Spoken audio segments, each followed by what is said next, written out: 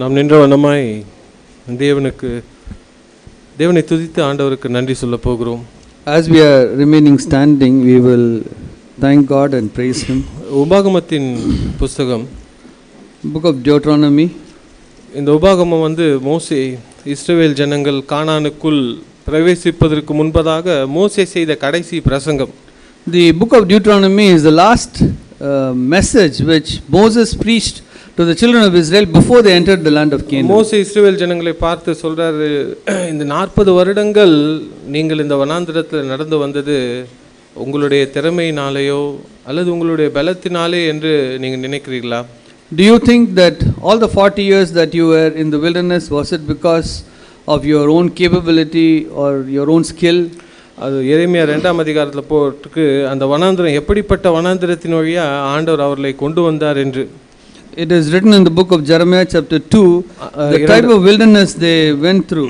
2ஆம் அதிகாரம் 5ஆம் வசனத்தில் ஆண்டவர் சொல்றாரு, எங்களை எகிப்து தேசத்திலிருந்து வர பண்ணினவரும் அவாந்திர வெளியும் பள்ளங்களும் உள்ள தேசமும் வறட்சியும் மரண இருளும் உள்ள தேசமும் ஒருவனும் கடவாமலும் ஒரு மனுஷனும் குடியிராமலும் இருக்கிற தேசம் ஆகிய வனாந்திரத்தில் நம்மை நடத்தி வந்தவர்.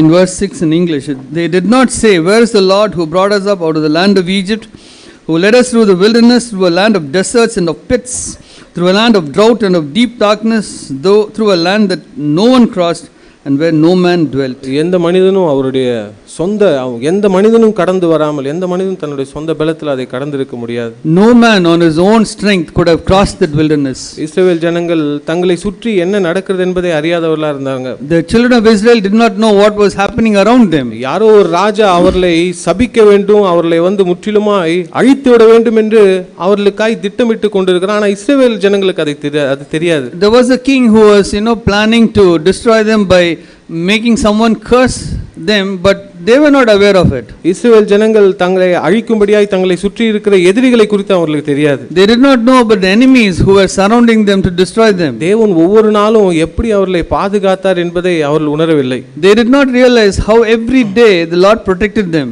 ஆண்டவர் அவர்களுக்கு காலையில எழுந்த உடனே 40 வருடங்கள் மன்னாவை கொடுத்தார். For every morning when they woke up for the 40 years, the Lord gave them manna. வசனம் சொல்லுது, அது பயங்கரமான சர்ப்பங்களும் தேள்களும் நிறைந்ததான அந்த வனாந்திரமாய் இருந்தது. The desert they crossed was full of serpents and scorpions. அவர்களுடைய கால்கள் இருக்கிற செருப்பு பழுதாகவில்லை, அவர்களுடைய வஸ்திரங்கள் பழையவளாகவில்லை. தேவன் அவர்களை அற்புதமாய் ஒவ்வொரு நாள் நடத்தி வந்தார். Their footwear did not wear out, their clothes did not wear out. The Lord every day miraculously led them. ஆனா இஸ்ரவேல் ஜனங்கள் இப்போ அவங்க என்ன நினைச்சாங்கன்னா, இதெல்லாம் ஏதோ எதேச்சையா நடந்த ஒரு காரியம், நம்முடைய சொந்த பலத்தில் இந்த காரியம் நடந்திருக்கிறது என்று அவங்க யோசித்துக் கொண்டிருந்தார்கள். The Israelites were thinking that it all happened naturally and it was according to their strength. அதனால மோசே இந்த இடத்துல இஸ்ரவேல் ஜனங்களை பார்த்து 31ஆம் வசனம், உபாகமம் 1ஆம் அதிகாரம் 31ஆம் வசனத்துல அவர் சொல்லும்போது சொல்றாரு, in Deuteronomy chapter 1 verse 31, when Moses is looking at them, he is telling this word. மோசே தன்னுடைய தேவன் எப்படி நடத்தி வந்தார் என்று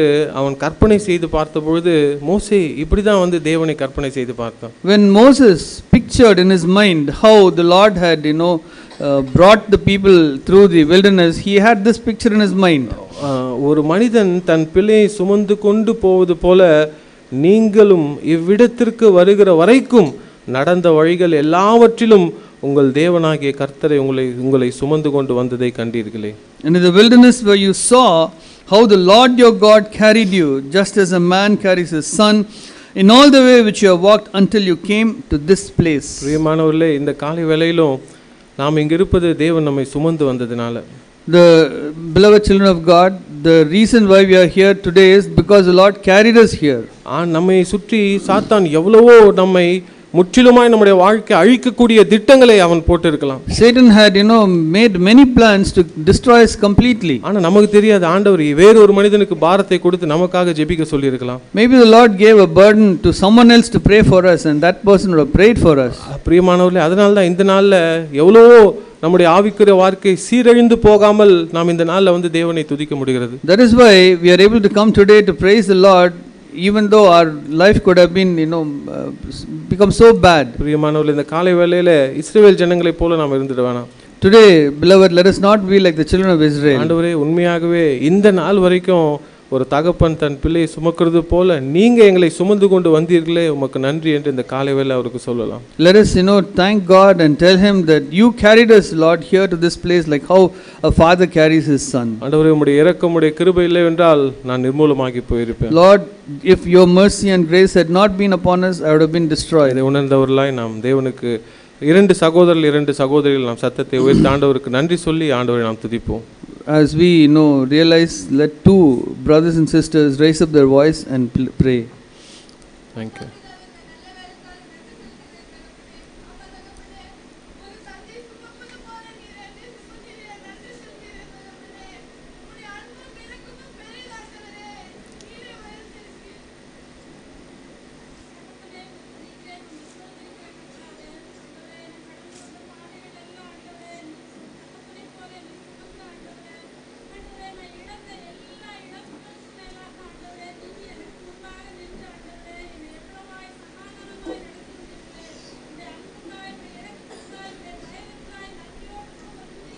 Thank you, Lord.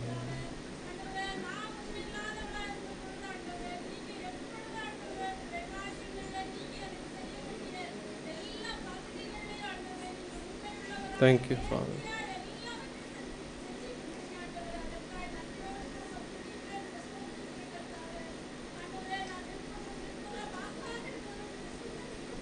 Thank you, Lord.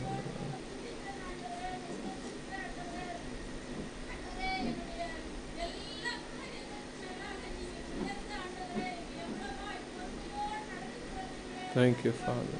Thank you, Lord. Thank you, Lord.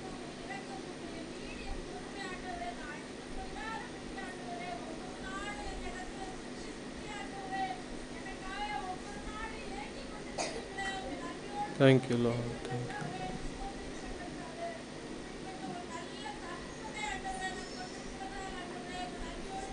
Thank you, Father. சகோதரர்கள் நாம் தேவனை துதித்து ஆண்டவருக்கு நன்றி சொல்லுவோம்.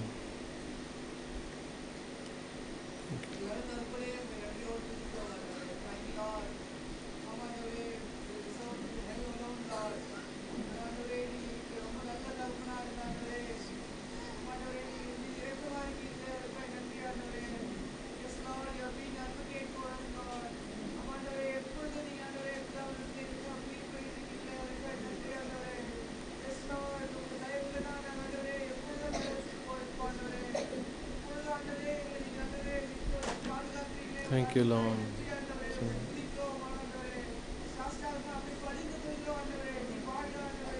Thank you, Father. Thank you, Lord. Thank you, Lord. Thank you, Jesus.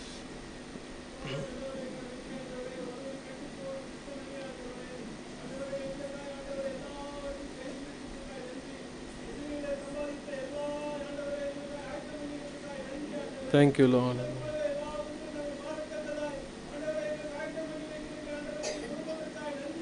Amen.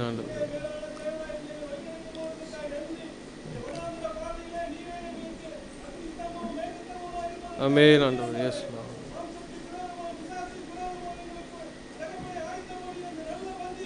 Thank you, Lord. Thank you, Lord. Thank you, Lord. இயேசு தாங்குவார், அவரே சுமப்பார், ஒருபோதும் கைவிடவே மாட்டார். இயேசு தாங்குவார், அவரே சுமப்பார், ஒருபோதும் கைவிடவே மாட்டார். அல்லேலூயா, அல்லேலூயா, அல்லேலூயா, அல்லேலூயா. பிரியமானவர்களே, நாம் எல்லோரும் சத்தத்தை உயர்த்தி சாத்தானை வெட்கப்படுத்தும்படி நாம் தேவனை துதித்து ஆண்டவருக்கு நாம் நன்றி சொல்லுவோம். ஆண்டவரே, உம்மை துதிக்கிறோம். ஆண்டவரே பிதாவே, உமக்கு நன்றி செலுத்துகிறோம். உம்முடைய இரக்கங்களுக்காய், உம்முடைய தயவுக்காய், ஆண்டவரே உம்முடைய விலையேற பெற்ற அன்புக்காய் நன்றி செலுத்துகிறோம். ஆண்டவரே, தேங்க்யூ ஃபாதர். அன்பின் பரலோக தகப்பனே, இந்த நல்ல நாளுக்காய் உமக்கு நன்றி செலுத்துகிறோம். ஆண்டவரே, சங்கீதக்காரன் சொன்னது போல் ஆண்டவரே, வேடனுடைய கண்ணிக்கு எங்களை தப்புவித்தீர் ஆண்டவரே. கண்ணி தெரித்தது நாங்கள் தப்பினோம் என்று சொல்லத்தக்கதா எவ்வளவாய் ஆண்டவரே சாத்தான் எங்களுக்காய் ஆண்டவரே எங்களை சீரழிக்கும்படி எங்கள் வாழ்க்கை நிர்மூலமாக்கும்படி ஏற்பட்ட திட்டங்களை தகப்பனே நீர் எங்களை காத்து கொண்டீரே. இந்த நாளிலும் ஆண்டவரே எங்களுக்கு ஜீவனையும் பலனையும் தந்து உம்மிடத்திலே ஆண்டவரே உம்முடைய சமூகத்தில் வந்து உம்மை துதிப்பதற்கு உமக்கு நன்றி சொல்வதற்கு எங்களுக்கு ஆண்டவரே ஒரு வாய்ப்பை தந்தீரே. உமக்கு நன்றி செலுத்துகிறோம் ஆண்டவரே. எங்களுடைய சமூகத்திலே ஒப்புக் கொடுக்கிறோம். இந்த நாள் உம்முடைய வார்த்தைகள் தீர்க்கமாய் ஆண்டவரே எங்களுக்கு வரும்படியாய் ஜெபிக்கிறோம் ஆண்டவரே. தேவையான ஆண்டவரே வார்த்தைகள் எங்களுக்கு தாரும். தேவையுள்ளவர்களாய் உம்மை நோக்கி பார்க்கிறோம். இந்த காலை வேளையில் தொடர்ந்து உம்முடைய ஆவியானவர் எங்களை வழிநடத்துவீராக. துதிகன மகிமையா உமக்கே செலுத்துகிறோம் ஆண்டவராக இயேசு நாமத்தில் ஜெபத்தை ஏறெடுக்கிறோம் பிதாவே, ஆமென். நான் உட்காருவோம்.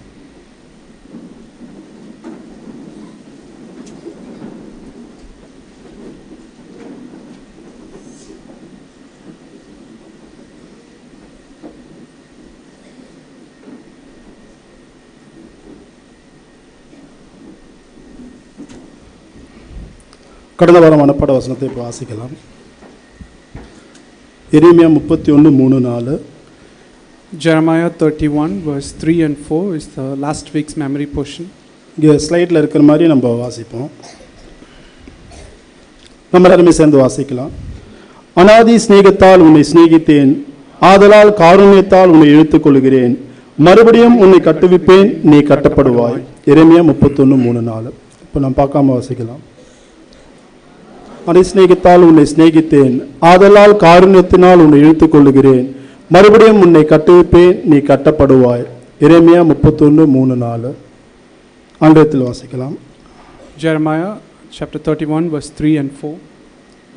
I have loved you with an everlasting love, therefore I have drawn you with loving kindness.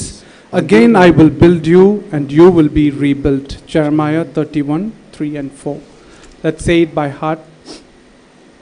I have loved you with an everlasting love, therefore I have drawn you with loving kindness. Again I will build you and you will be rebuilt. Jeremiah 31 3 and 4. இந்த வாரம் மனப்பாட வசனத்தை வாசிப்போம். முதல் வாசிச்சது ஒரு வாக்குத்தத்தம், இப்போது வாசிக்க போவது ஒரு கட்டளை. What we said by heart was a promise for us, and this week is a commandment that is given to us. 2 பேதுரு 3-வது அதிகாரம் 14வது வசனம். 2 Peter chapter 3 verse 14. நாம் எல்லாருமே சேர்ந்து வாசிக்கலாம். பிரியமானவர்களே, இவைகள் வர காத்திருக்கிற நீங்கள் கரையற்றவர்களும் பிழை இல்லாதவர்களுமாய் சமாதானத்தோடு அவர் சந்நிதியில் காணப்படும்படி ஜாக்கிரதையாயிருங்கள். 2 பேதுரு 3:14. சரியா சத்தமே வரல, திரும்ப ஒரு முறை நம்ம வாசிப்போம். பிரியமானவர்களே, இவைகள் வர காத்திருக்கிற நீங்கள் கரையற்றவர்களும் பிழையில்லாதவர்களுமாய் சமாதானத்தோடு அவர் சன்னதியில் காணப்படும்படி ஜாக்கிரதையாயிருங்கள். 2 பேதுரு 3:14. ஆங்கிலத்தில் வாசிக்கலாம். 2 Peter chapter 3 verse 14. Beloved, since you look for these things, be diligent to be found by him in peace, spotless and blameless. 2 Peter 3:14. Let's read it one more time. Let's all say it loud and clear. 2 Peter 3:14. Beloved, since you look for these things, be diligent to be found by him in peace, spotless and blameless. 2 Peter 3:14. Thank you.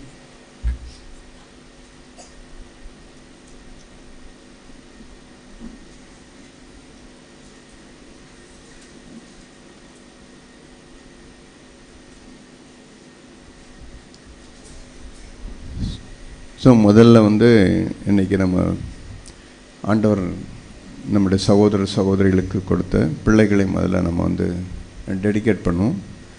ஆகவே முதல்ல child dedication இருக்கும் முதல்ல. ஆகவே பெற்றோர்கள் தயவுசெய்து நீங்கள் முன்னே உட்காரும்படி உங்களை அன்பாக கேட்டுக்கொள்கிறோம்.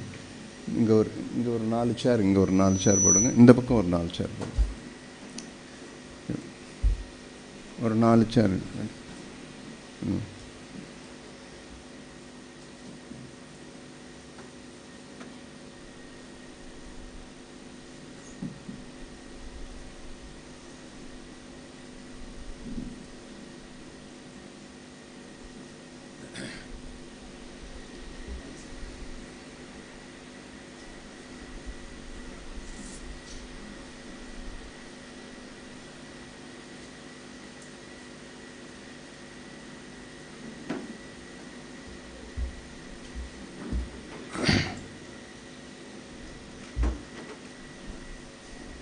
முதல்ல brother Santosh and sister Mrs Santosh ரெண்டு பேரும் இந்த பக்கம் வந்துடுங்க.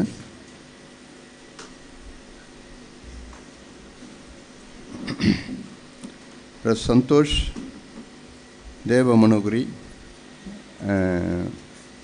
நீங்கள் முதல்ல முன்னே உட்காருங்க ரெண்டு பேரும்.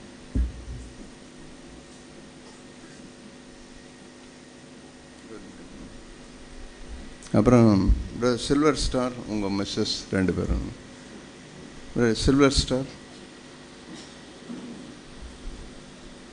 Sister Salome,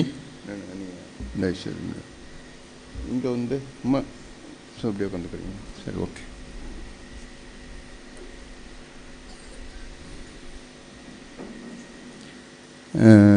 brother Saravanan, brother அருள், நீங்கள் தயவுசெய்து சரவணன் பிரதர். அதே மாதிரி சிஸ்டர் கல்பனா, ராதிகா.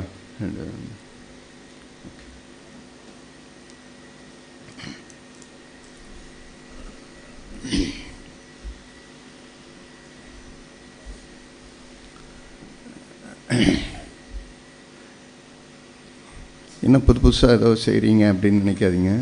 ஒரு பர்பஸ் தான், ஒரு நோக்கம் இருக்குது. விசேஷமாய் இந்த நாளிலும் கூட தேவனுடைய வார்த்தையை இந்த பிள்ளைகளை வளர்க்க அல்லது ஆண்டவருக்கு டெடிகேட் பண்ணும்போது அவங்களுக்கு சொல்லப்படுகிற தேவனுடைய வார்த்தையை அவங்களும் உட்காந்து ஜாக்கிரதையாக கேட்கணும். அதே நேரத்தில் நாமும் கூட அந்த வார்த்தைகளை நாமும் ஜாக்கிரதையாக கேட்கணும்.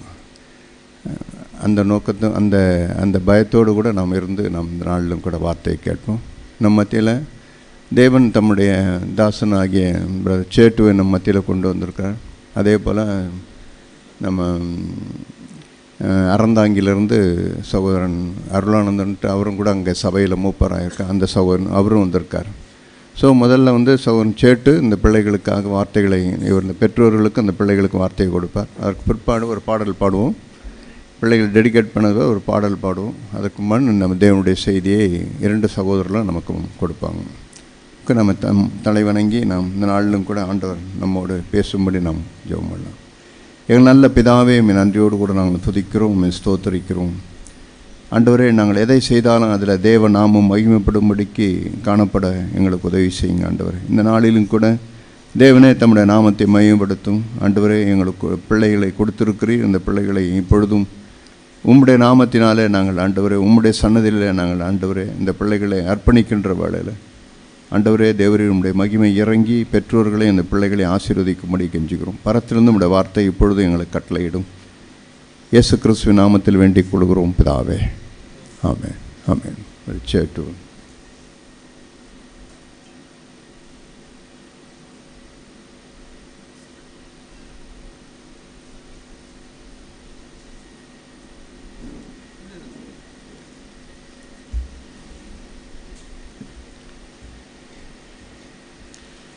உங்கள் மத்தியில் என்னை மறுபடியும் ஆண்டவர் அழைத்து வந்து உங்களோடு கூட ஐக்கியப்படும்படி தேவன் வைத்திருக்கிற அந்த மகாபரிதான இரக்கத்துக்காக நான் நன்றி செலுத்துகிறேன். I want to thank God for the privilege that He has given me of coming here and having fellowship with you. ஆதாம் ஒருவனுக்கு மாற்றம்தான் பெற்றோர்கள் இல்லை. Adam was the only man who did not have parents. ஆனால் இங்கே உட்கார்ந்துருக்கிற எல்லாரும் நம்ம எல்லாருக்குமே ஒரு தாயின் வயிற்றின் வழியே தான் நம்ம பிறந்து வந்தோம்.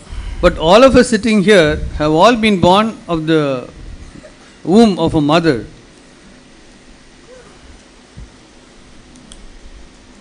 ஆகையினால் நான் அந்த வந்த வழியை ஒருவரும் மறந்து போகக்கூடாது. So we should never forget from the way in which we came to this world. அதை தாவீது சங்கீதக்காரன் சொல்லுகிறான். That the psalmist David says, 39வது சங்கீதம், Psalm 139. அந்த சங்கீதக்காரன் 139 அதாவது 13ஆம் வசனத்திலிருந்து அடிப்பகுதியில் நான் சொல்லுகிறேன். I want to tell you from Psalm 139 verse 13. என் தாயின் கர்ப்பத்திலே என்னை நீ காப்பாற்றினீர். You wove me in my mother's womb. நான் பிரமிக்கத்தக்க அதிசயமாய் உண்டாக்கப்பட்டபடியால் உம்மை துதிப்பேன். I will give thanks to you, for I am fearfully and wonderfully made. உமது கிரியைகள் அதிசயமானவைகள். Wonderful are your works.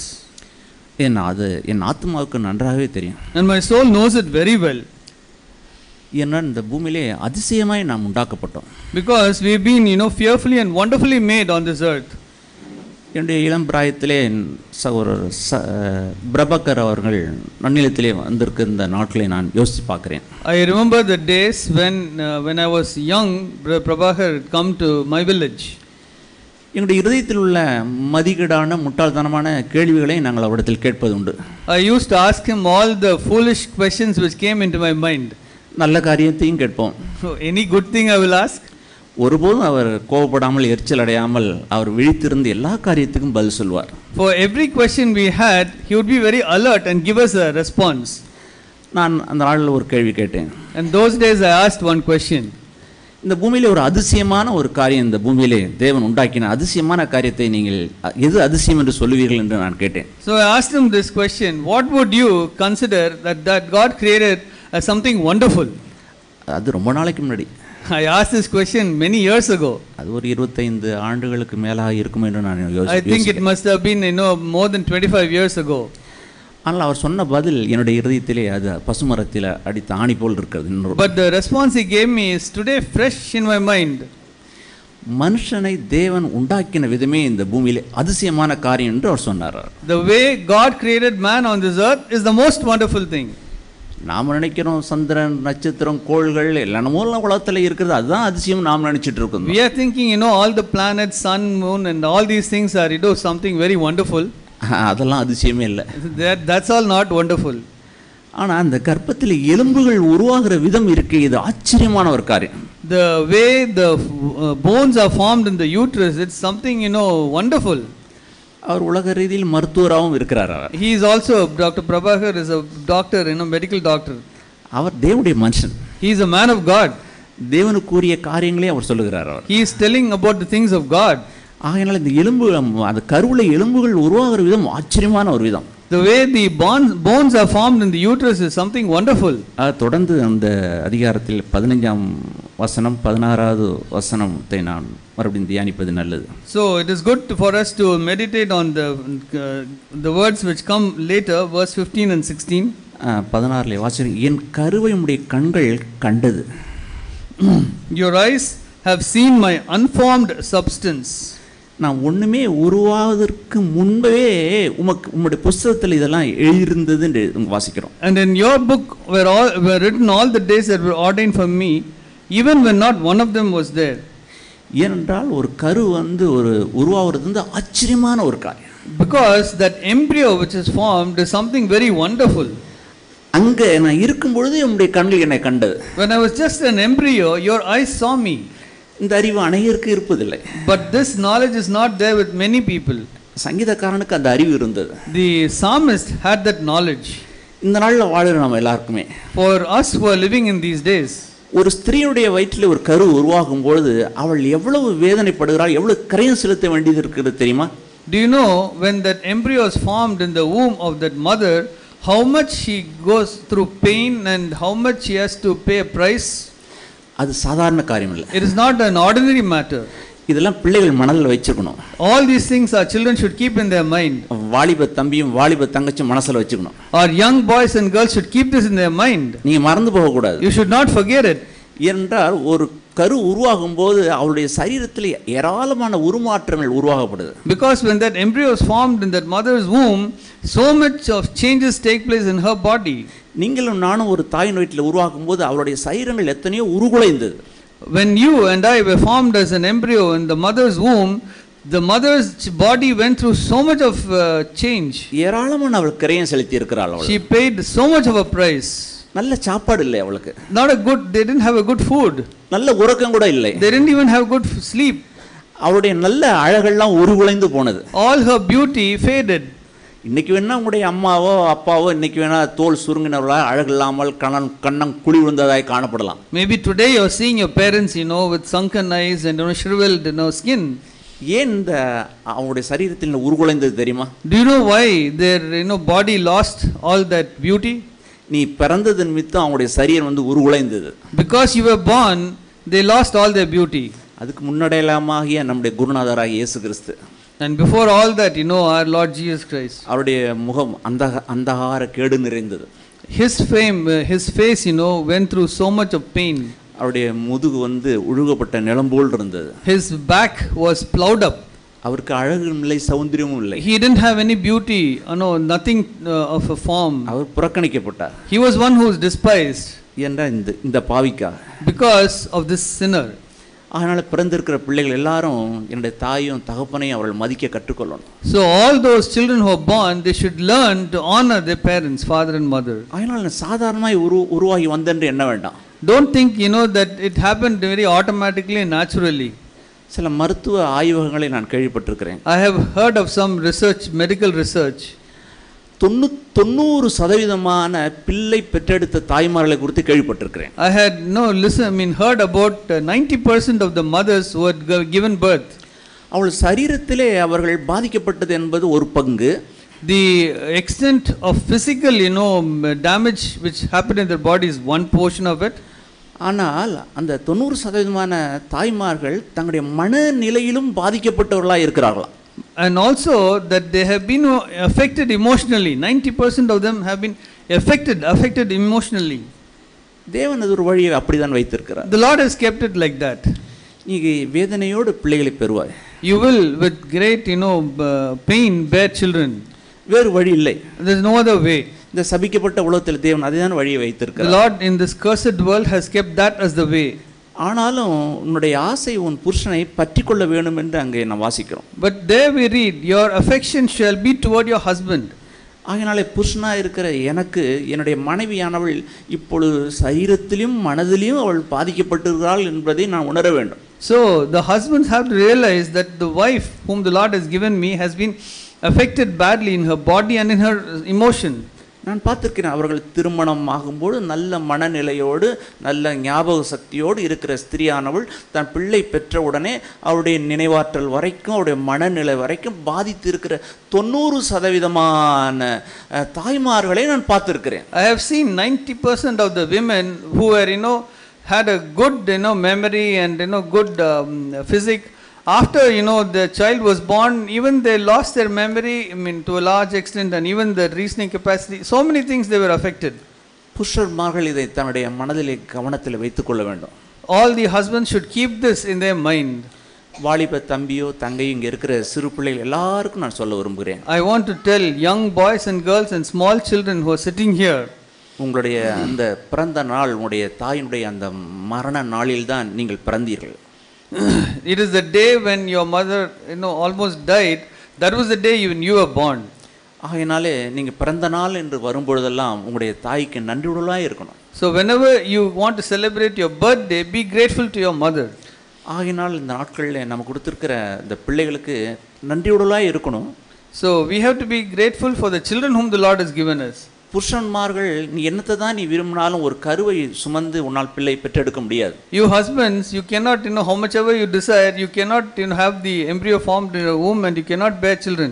ஸ்திரீகளுக்கு தான் அந்த காரியத்தை வைத்திருக்கிறார். The Lord has kept it only for the women.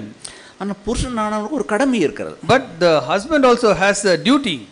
ஏனென்றால் அவளை நான் கர்சனைய அந்த மரியாளை யோசேப்பு பாதுகாத்து கொண்ட விதத்தெல்லாம் நீங்கள் வாசிச்சிருப்பீங்க. So you can see how much of concern Joseph had in protecting Mary.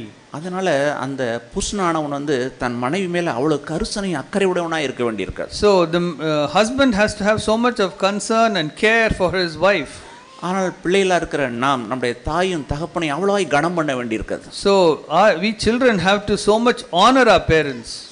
பிள்ளைகளே நீங்கள் நானும் கடனாளிகள் நம்ம பெற்றோர்களுக்கு. You children, you and I, we are indebted to our parents. நம்ம ஈஸியா இந்த உலகத்துக்கு வரல. We didn't come so easily into this world. நமக்கு ஒரு கிரயம் செலுத்தப்பட்டது. There is a price which was paid. முந்தி நான் சொன்னது போல அவங்களுடைய சரீரம் உருகுலைந்தது. As I told earlier, their physique body lost their shape. நான் பார்த்திருக்கேன் என்னுடைய மனைவியானவள் கருவுற்றிருக்கும் போது. I had seen when my wife had been carrying children in the womb. அங்கே ராத்திரி 12 மணி 1 மணிக்கு நான் விழித்து பார்க்கும்போது என்னுடைய மனைவி அந்த தூணிலே சாய்ந்து கொண்டு உட்கார்ந்து கொண்டிருப்பாள். So when I wake up at 12 o'clock midnight, no, my wife would be sitting and leaning against the pillar. ஏம்மா என்று கேட்பேன். I would ask her why. என்னால் படுக்க முடியவில்லை. I am not able to lie down. பிள்ளைகளே உங்களுடைய மனதில் வைத்துக் கொள்ளுங்க. So you children keep this in your mind. உங்களுடைய தாய் உங்களுக்காக தன்னுடைய உறக்கத்தை இழந்தால், For your sake your mother lost her sleep. இப்போ ஏதோ ஒரு வார்த்தை சொல்லும் பொழுது நீங்கள் அப்படியே கீழ்ப்படிந்து விடுங்கள். So when your mother asks you to do something, please obey immediately. ஒருவேளை உங்களுடைய சூழ்நிலை உங்களுடைய தாய் புரிந்து கொள்ளாமல் இருந்தாலும் சரி, Maybe your mother has not understood your situation. ஆனால் நீங்கள் அவளுக்கு எதிர்த்து நிற்க வேண்டாம். Don't resist and stand against your mother. நீங்கள் அடங்கி இருக்கவும் கீழ்ப்படிந்திருக்கவும் கற்றுக்கொள்ளுங்கள். Please learn to be submissive and obedient. ஆகையினால் உங்கள் வாழ்க்கையிலே ஆசீர்வாதம் வந்துவிடும். In that case, blessing will come into your life. ஆகையினால ஒவ்வொரு பிள்ளைகளும் ஒரு கிரயம் செலுத்தப்பட்டு தான் நான் இந்த உலகத்துக்கு வந்தேன். So every child which is born into this world has come in because someone paid a huge price. ஆனால் புருஷனாக இருக்க நம்ம எல்லாரும் நம்முடைய மனைவி மேலே அக்கறை உடையவளாக இருக்க வேண்டும். So we husbands have to have a lot of concern for our wife. பிள்ளைகளும் நீங்கள் கரிசனை உடையவளாக இருக்கணும் தாய் மேல். So you children also should have a concern on your mother. நான் ஒரு நிகழ்வை கேள்விப்பட்டிருக்கிறேன். I heard one incident. ஒரு வெளிநாட்டிலே நடந்த ஒரு நிகழ்வு. It is an incident which happened outside our country. அது ரெண்டு நாட்டுக்குள்ள ஒரு சண்டை. It is a war between two countries. அங்கே ஒரு ஸ்திரீ அவள் கர்ப்பவதியாக இருக்கிறாள். There is a woman who is pregnant.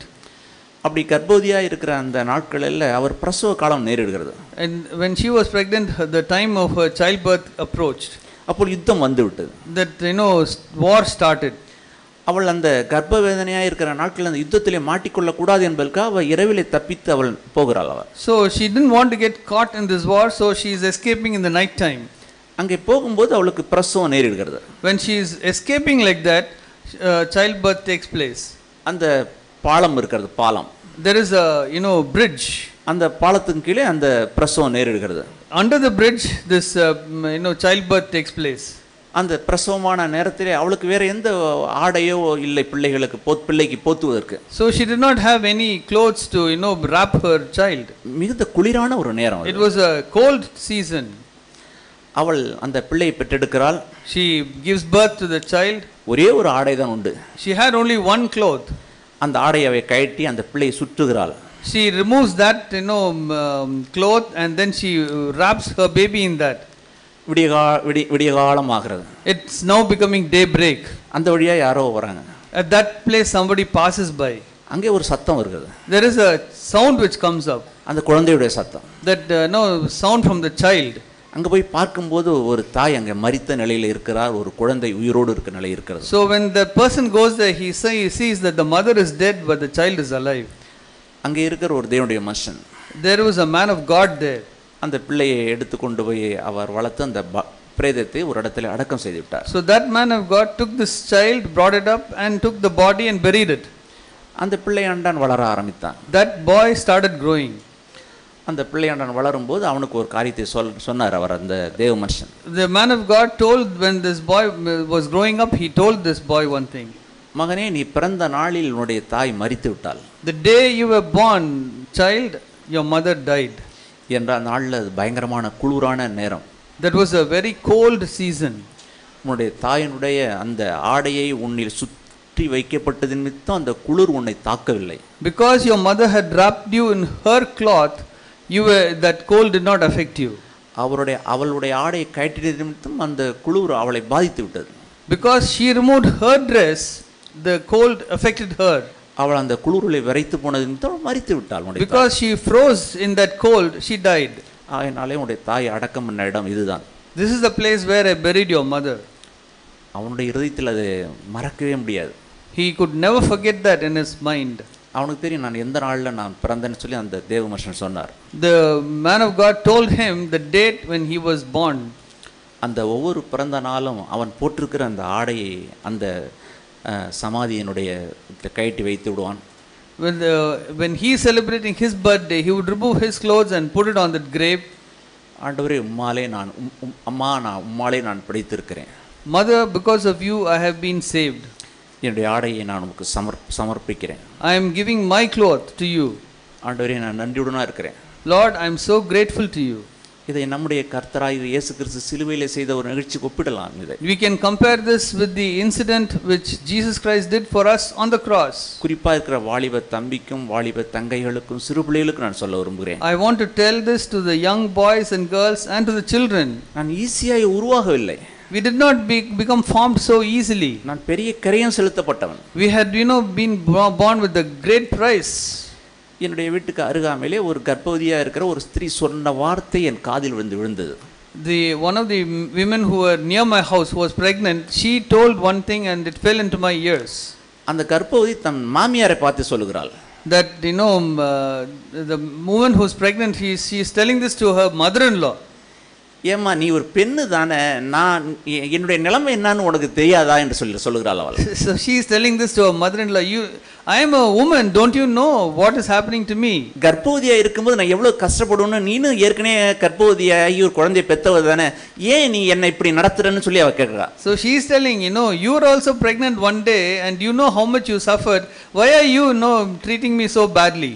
அநேக பெண்கள் தான் கடந்து வந்ததை நடந்துட்டு இளம் பெண்கள் அவர்களை கடுமையாக நடத்துகிறத நான் பார்க்குறேன். I have seen many women, they forget the way that they had been coming through and they treat the younger women badly. ஆகையினாலே அந்த பெண்கள் கருவுற்றிருக்கும் போது அவள் சரீரத்தில் அவ்வளவு வேதனையும் அவ்வளவு கிரயமும் செலுத்தப்படுகிறாள் அவள். So that is the pain and the price which the women have to pay when they are pregnant. ஆகையினால பிள்ளைகளோ வாலிபனோ வாலிப தம்பியோ தயவு செய்து மறந்து விட வேண்டாம். So beloved young boys, girls, children, let's not forget that. புருஷா இருக்கிற நம்முடைய மனைவி மேல் அக்கறையோடலாம் இருப்போம். So we who are husbands, let us be concerned about our wives. நான் முந்தி சொன்னதை நீங்கள் மறக்க வேண்டாம். 90% தாய்மார்கள் மனநிலையிலும் அவள் பாதிக்கப்பட்டிருக்கிறார்கள். Don't forget what I told earlier, that 90% of the women are affected in their body and in their mind. அவள் கோபப்படுவார்கள். They will become angry. தேவையில்லாத ஹார்மோன்கள் இப்படி சுரக்கப்பட்டு சரீரத்தில் குண்டாவோ அல்லது மெல்லிசாவோ ஆயிடுவார்கள். So all these hormones which would be secreted, they may become very thin or very fat. சரீரங்களை அறுக்கப்பட்டு சில நரம்புகள் கட்டானது நிமித்தம் தங்களுடைய மனநிலை பாதிக்கப்பட்டிருக்கும் அவர்கள். So maybe they have gone through a surgery and some nerve has been cut and they have been affected. அவர்கள் மிக அழகாகவும் கலராகவும் நிறமாகவும் நல்ல நிலை உடையவர்கள் அவர்கள். Maybe they had a good physique and a good complexion. பிள்ளையாகி நீ பிறந்த உடனே அவருடைய சரீரம் அங்கே சின்னாபின்னம் ஆக்கப்பட்டது. But the moment you who were a child were born, all that was affected badly. அதனால மறந்து போக வேண்டாம். Let's not forget that. நாம் ஒருவருக்கு நன்றி உள்ளா இருப்போம். Let us be thankful one to another. பிள்ளைகள் விசேஷமாய் நன்றி உள்ளா நாம் இருப்போம். Let's children be very grateful.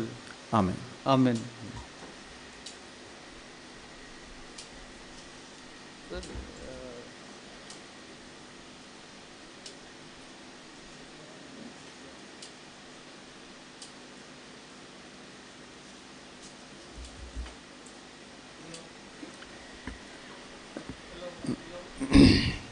Hello. இப்படி வர சொல்லாமா? ஸோ முதல்ல பிரதர் சந்தோஷ், முதல்ல அதுக்கப்புறம் பிரதர் சில்வர் ஸ்டார், அப்புறம் பிரதர் சரவணன், அப்புறம் பிரதர் கடைசியாக பிரதர் அருள்.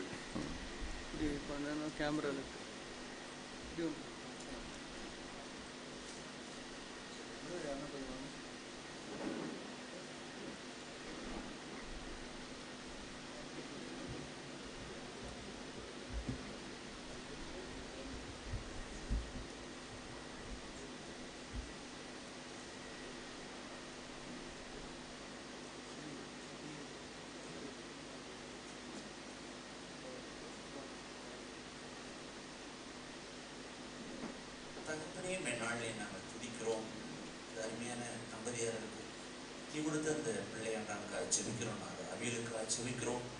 இந்த பூமி நாட்கள்லாம் உங்களை சுத்த செய்ய அனுகிரகம் பண்ணுங்க. எல்லா தீமைக்கும் பொல்லாப்புக்கும் இந்த உலகத்துடைய எல்லா வழிபாடுக்கும் இந்த பிள்ளையை பாதுகாத்துக் கொள்ளுங்க. உடைய வல்லமுடைய தூதன் தாமே உன்னை பாதுகாத்து வெகு சீக்கிரமாய் உன் மன திரும்பியும் விசேஷனாய் அநேருக்கு ஆசீர்வாதம் உடையவனாய் பெற்றோருக்கு பிரயோஜனம் உடையவனாய் இந்த பூமியிலே வாழும்படி உடைய விசேஷித்த நாமத்தாலே பிள்ளையை நாங்கள் இயேசுவே உடைய உயிர்த்தெழுந்த நாமத்தை பிள்ளையை ஆசீர்வதிக்கிறோம் ஆண்டவரே. இயேசு கிறிஸ்து மூலம் ஜெபிக்கிறோம் நல்ல பிதாவே.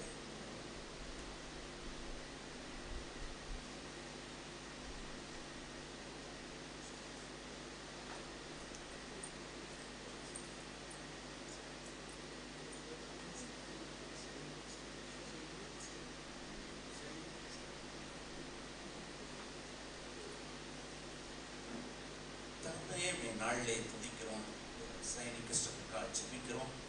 ஆண்டவராக இயேசுவே கண்கள் கருவை கண்டது ஆண்டவரே. இந்த பூமியிலே நாங்கள் உருவாவதற்கு முன்பதாகவே உங்களுடைய புஸ்தகத்தில் ஆண்டவரே நிறைவேற்றப்பட்டிருக்கிறது ஐயா. விசேஷித்த நாமத்தாலே பிள்ளையை நாங்கள் ஆசீர்வதிக்கிறோம். பிள்ளையை வளர்ப்பதற்கு பெற்றோர்களுக்கு விசேஷித்த ஞானத்தை தருவீராக. எல்லா ஞானமும் சிலுவையில் அறையப்பட்ட இயேசுவே இடத்தில் அல்லவோ இருக்கிறது ஆண்டவரே. பிள்ளையை வளர்க்க இவர்களுக்கு விசேஷித்த ஞானத்தை தான் எல்லா தீமையிலிருந்து பிள்ளையை பாதுகாத்துக் கொள்ள ஆண்டவரே. விசேஷித்த நாம் இந்த பிள்ளையோட வாழ்க்கையில மையப்படா இரக்கமும் தயவும் வரட்டும். தயவுள்ள கரம் என்னால் இந்த பிள்ளை மேல் இருக்கட்டும் ஆண்டவரே. இயேசு கிறிஸ்து மூலம் ஜெபிக்கிறோம் நல்ல பிதாவே. ஆமென்.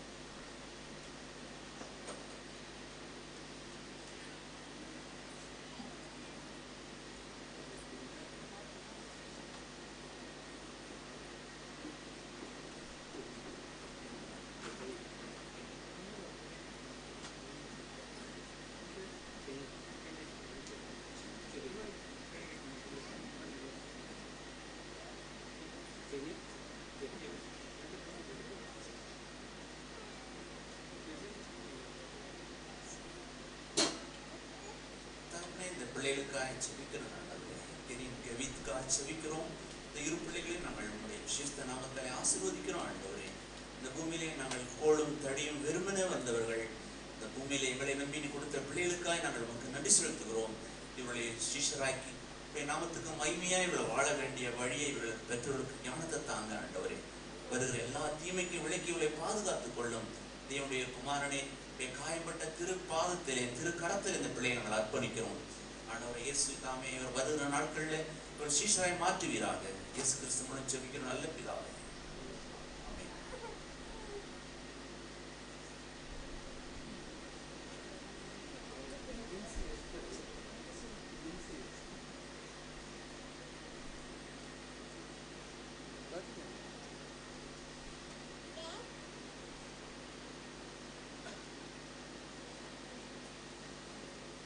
தகப்பனே ஜெபிக்கிறோம். பிள்ளை நாங்கள் ஆசீர்வதிக்கிறோம் ஆண்டவரே. உலகம் உண்டாருக்கு முன்பதாகவே ஆண்டவரே உடைய மனதில் இருந்தது ஆண்டவரே. இந்த உலகத்துக்கு வருகிற பிள்ளைகளை குறித்து இயேசுவே தேவனுடைய குமாரனே இந்த பிள்ளையுடைய நாமத்தாலே நாங்கள் ஆசீர்வதிக்கிறோம். சபையாய் சேர்ந்து ஆசீர்வதிக்கிறோம் ஆண்டவரே. எல்லா தீமைக்கும் உலகத்துள்ள எல்லா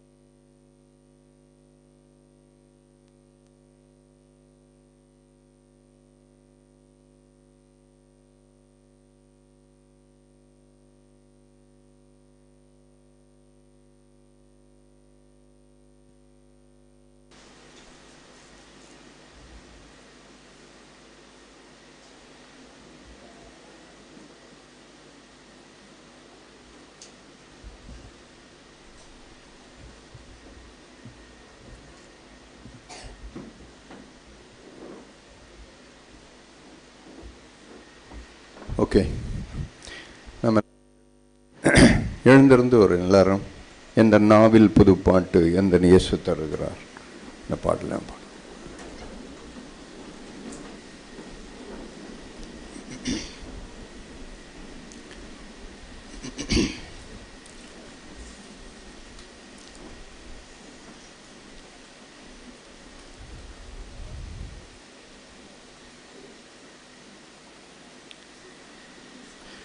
எந்த நாவில் புது பாட்டு எந்த இயேசு தருகிறார். எந்த நாவில் புது பாட்டு எந்தன் இயேசு தருகிறார். ஆனந்தம் கொள்ளுவேன், அவரை நான் பாடுவேன் உயிருள்ள நாள் வரையில். அல்லேலூயா. ஆனந்தம் கொள்ளுவேன், அவரை நான் பாடுவேன் உயிருள்ள நாள் வரையில். எந்த நாவில் பொது பாட்டு எந்த இயேசு தருகிறார். பாவ இருள் என்னை வந்து சூழ்ந்து கொள்கையில் தேவனவர் தீபமாய் என்னை தேற்றினார். பாவ இருள் என்னை வந்து சூழ்ந்து கொள்கையில் தேவனவர் தீபமாய் என்னை தேற்றினார். ஆனந்தம் கொள்ளுவேன், அவரை நான் பாடுவேன் உயிருள்ள நாள் வரையில். அல்லேலூயா. ஆனந்தம் கொள்ளுவேன், அவரை நான் பாடுவேன் உயிருள்ள நாள் வரையில். எந்த நாவில் போது பாட்டு எந்த இயேசு தருகிறார். சேற்றில் இருந்த என்னை அவர் தூக்கி எடுத்தார். நாற்றமெல்லாம் ஜீவ ரத்தம் கொண்டு மாற்றினார். சேற்றில் இருந்த என்னை அவர் தூக்கி எடுத்தார். நாற்றமெல்லாம் ஜீவ ரத்தம் கொண்டு மாற்றினார்.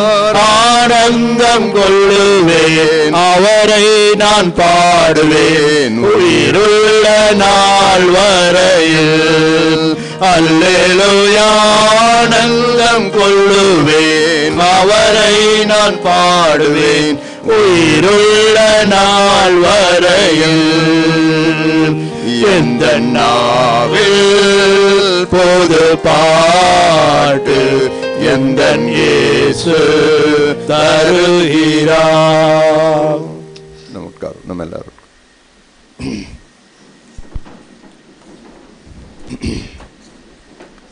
தொடர்ந்து ஆண்டவருடைய வார்த்தையை நம்ம எல்லாரும் கேட்போம். சௌரன் சேட்டு கடந்த புதன்கிழமை இரவு அவங்க ஊர்லேருந்து இங்கே வந்தார். புதன்கிழமை அயனாவரத்தில் நடக்க வேண்டிய அந்த மீட்டிங் வந்து அவருடைய ட்ராவல் வந்து வர்றதுனால இந்த மீட்டிங் வந்து தள்ளி போட்டோம். வியாழக்கிழமை, வியாழன், வெள்ளி, சனி இந்த 3 நாட்களும் ஒவ்வொரு சாயந்தரம் ஒவ்வொரு நாட்களில் தாம்பரத்தில், நுங்கம்பாக்கத்தில், முகலிவாக்கத்தில் இந்த 3 இடங்களிலும் தொடர்ந்து சகோதரன் தேவனுடைய வார்த்தையை பகிர்ந்து கொடுத்தார். அந்த இடங்கள்லாம் நீங்கள் கேட்ட வார்த்தைகள் யூடியூப்பில் இருக்குது. ஒவ்வொரு வார்த்தைகளும் வந்து அவர் பேசின ஒவ்வொரு வார்த்தைகளும் வந்து நான் ஒரு இது அந்த சாராம்சம் சொல்லுகிறேன். தாம்பரத்தில் நடந்த அந்த கூட்டத்தினுடைய ஒரு சில பகுதிகளை நான் கேட்கும்போது நான் உணர்த்தப்பட்டது. சபைக்கு தேவையான தீர்க்க தரிசனமான வார்த்தைகளை அங்கே கொடுத்தார். அங்கே சபை போகிற போக்கு, சபையில் அங்கே உட்கார்ந்துருக்கிற அநேகர், அங்கே அவங்க நிலைமைகளை எல்லாம் ஆவியானவர் தான் தேவ மனுஷர்களை கொண்டு அந்த என்ன உணர்த்தி அவங்களெல்லாம் அந்த நாளில் சபைக்கு தேவையான வார்த்தைகளை கொடுத்தார். தொடர்ந்து அதே மாதிரி நுங்கம்பாக்கத்துலேயும் அது மகளிவாக்கத்திலும் சகோதரன் பேசியிருக்கார். எல்லாமே அது யூடியூப்பில் இருக்குது. இந்த நாளிலும் ஆண்டவர் நம்ம மத்தியில் அவருக்கு கொண்டு வந்திருக்காங்க. ஆண்டவருக்கு நன்றி சொல்கிறேன். இப்பொழுதும் அந்த வார்த்தையை நாம் கேட்போம். 2 காரியங்கள் உண்டு. தேவன் சபையை நேசிக்கிறார்னா தம்முடைய தீர்க்கதரிசிகளை அனுப்பி கொடுப்பார். அப்படி தேவன் சபையை எதனில் அப்படின்னு சொன்னால் அவர் என்ன பண்ணுவார்னா அவங்க மத்தியில் தீர்க்கதரிசிகளை வந்து எடுத்து போட்டுருவார் ஆண்டவர். சில நேரத்தில் ஆண்டவர் அனுப்ப மாட்டார். அவங்களாம் நீ போகாத, அவங்க போய் பிரயோஜனம் இல்லை, அவங்க வந்து சும்மா வாங்கி சாப்பிட்றவங்க தான், ஆனாலும் கூட அதன்படி அவங்க வந்து மனம் திரும்பாத ஆட்கள் அப்படின்னு சொல்லிட்டு ஆண்டவர் என்ன பண்ணால் ஒரு காலகட்டம் வரும்பொழுது எங்கள் மத்தியில் தீர்க்கதரிசிகளை காணுவோமே என்னமோ. சங்கீதக்காரன் சொல்லுவான், எங்கள் மத்தியில் தீர்க்கதரிசிகளை காணுவோம்னு சொல்லுவோம். ஸோ அதனால தான் தீர்க்க தரிசனத்தை வந்து எந்த வேளையும் நம்ம அற்பமாக எண்ணவே கூடாது. இப்போ சைல்டு டெடிகேஷனில் அவர் பேசின வார்த்தைகள்லாம் நீங்கள் யோசித்து பாருங்கள். எவ்வளவு சம்பவங்களை எல்லாம் கோடிட்டு காட்டி எவ்வளவா நமக்கு வந்து நம்ம ஒரு உணர்வை கொடுத்து நம்ம எப்படிலாம் நம்ம நடந்து கொள்ளணும் அப்படின்றத சமயம் இன்னைக்கு கேட்ட இந்த பெற்றோர்கள் மாத்திரம் இல்லை, நமக்கும் கூட ஆண்டவர் எவ்வளவோ உண்மையாய் தத்துரூபமாய் ஆண்டவர் நமக்கு விளங்க காட்டினார். அதனால தான் மெதுவான பிரதி உத்தரம் உலர்ந்த எலும்புகளை ஒன்று இருக்கும். மெதுவாக அந்த பிரதி உத்தரம் சொல்லி நம்மளோட வார்த்தையை கொடுத்த சகோதரன் இப்பொழுதும் கூட நம்முடைய தேவை என்னன்னு ஆண்டவருக்கு நல்லா தெரியும். இப்போ நீங்களும் நானும் இப்போ எங்கே இருக்கிறோம், நம்ம எந்த சபையில் என்ன உட்காந்துட்டு இருக்கிறோம் அப்படின்றத ஆண்டவருக்கு நல்லா தெரியும்.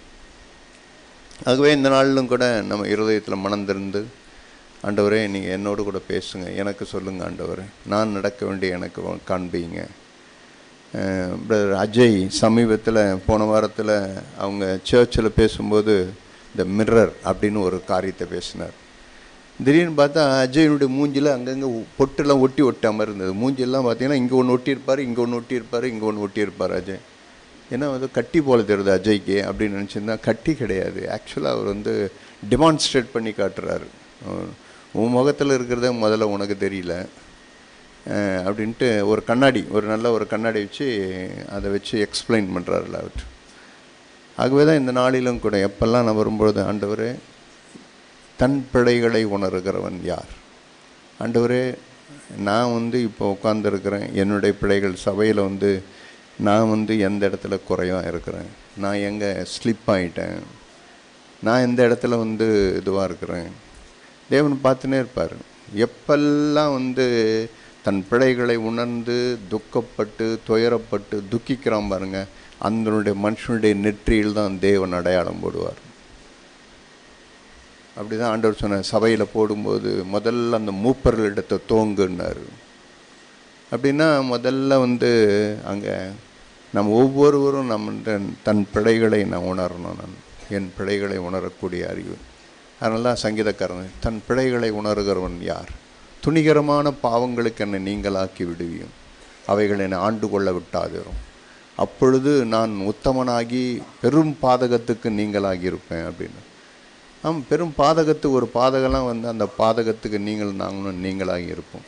ஆகவே தான் எப்பவுமே வரும்போது, ஆண்டவரே என்னோடு கூட பேசுங்க, என்னோடு கூட பேசுங்க ஆண்டவரே, எனக்கு சொல்லிக் கொடுங்க, நான் நடக்க வேண்டிய வழி எது, ஆண்டவரே நான் எங்கே போகணும் அப்படின்றத இங்கே உட்கார்ந்துருக்கிற நீங்கள் ஒவ்வொருவரும் இந்த வார்த்தையை கேட்டு நம்மையே நாம் நிதானித்து பார்த்தோம்னா நாம் நியாயந்திருக்கப்படவே மாட்டோம்.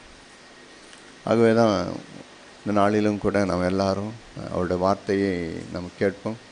தேவன் தொடர்ந்து நம்மோடு கூட பேசுவார். அவர் பேசினதுக்கப்புறம் சகோதரன் பேசினதுக்கப்புறம் அறந்தாங்கிலேருந்து வந்திருக்கிற மூத்த சகோதரன் அருளானந்தான் அவர் ஒரு 10 நிமிஷம் தேவனுடைய வார்த்தையை ஷேர் பண்ணுவார்.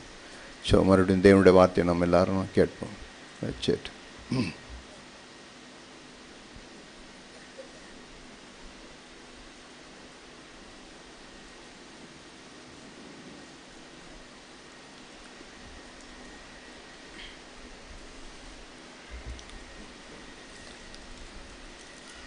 ரோமருக்கு எதின நிருபத்தை நான் திருப்பிக் கொள்ளும்படி நான் உங்களை வேண்டிக் கொள்கிறேன். ரோமர் எழுதின புஸ்தகம், I want you to turn to the book of Romans, 5வது அதிகாரம், chapter 5,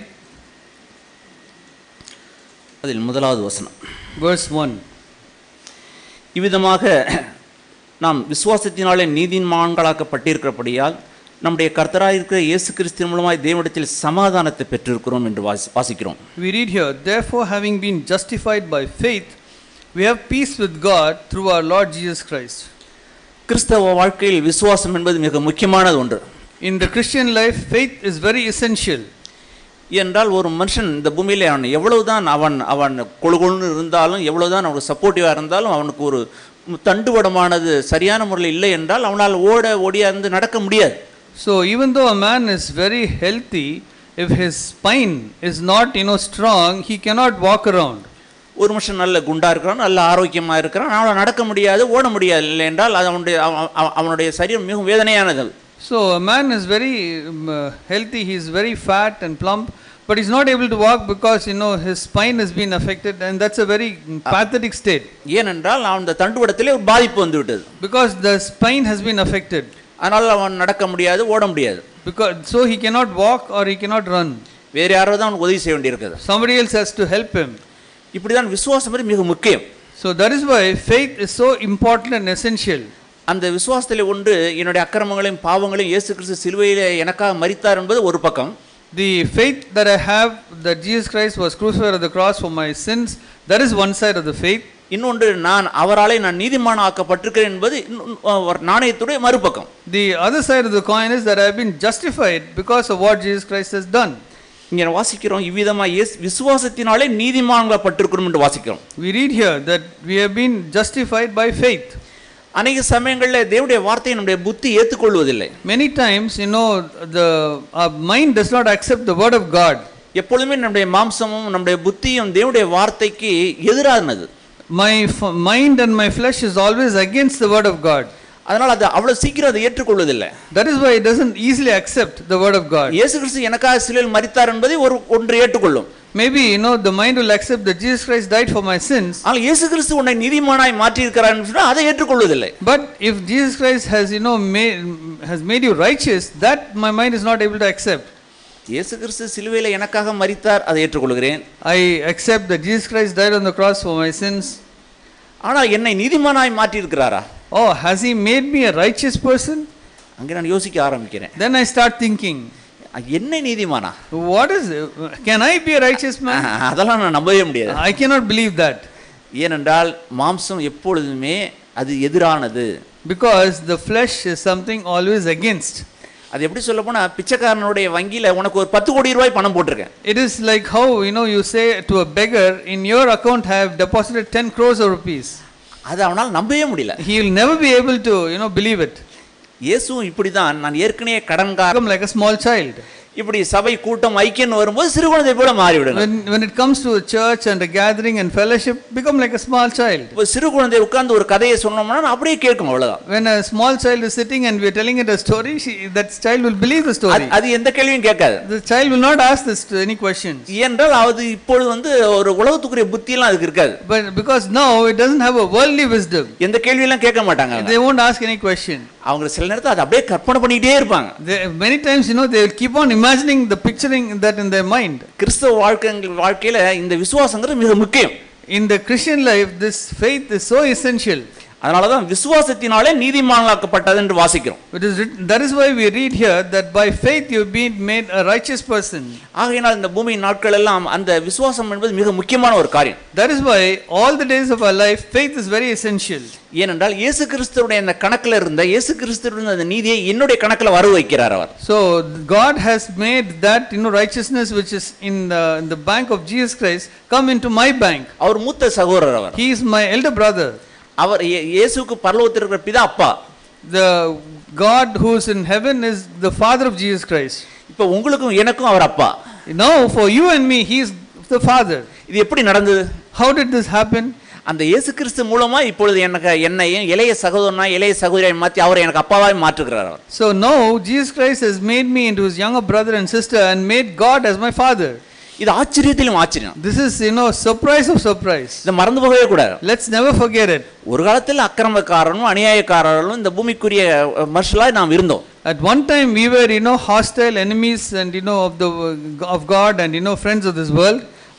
இது எபேசியரின் புத்தகம் சொல்லுது. In the book of Ephesians we read it like this. எபேசியரின் புத்தகம் 2வது அதிகாரம். Ephesians chapter 2. எபேசியரின் புத்தகம் 2வது அதிகாரம் 2ஆம் வசனத்திலிருந்து. Ephesians chapter 2 verse 2. தொடர்ச்சியாக இந்த 9ஆம் வசனம் வரைக்கும் காரியங்கள் சொல்லப்பட்டிருக்கு. It is written continuously till the verse 9.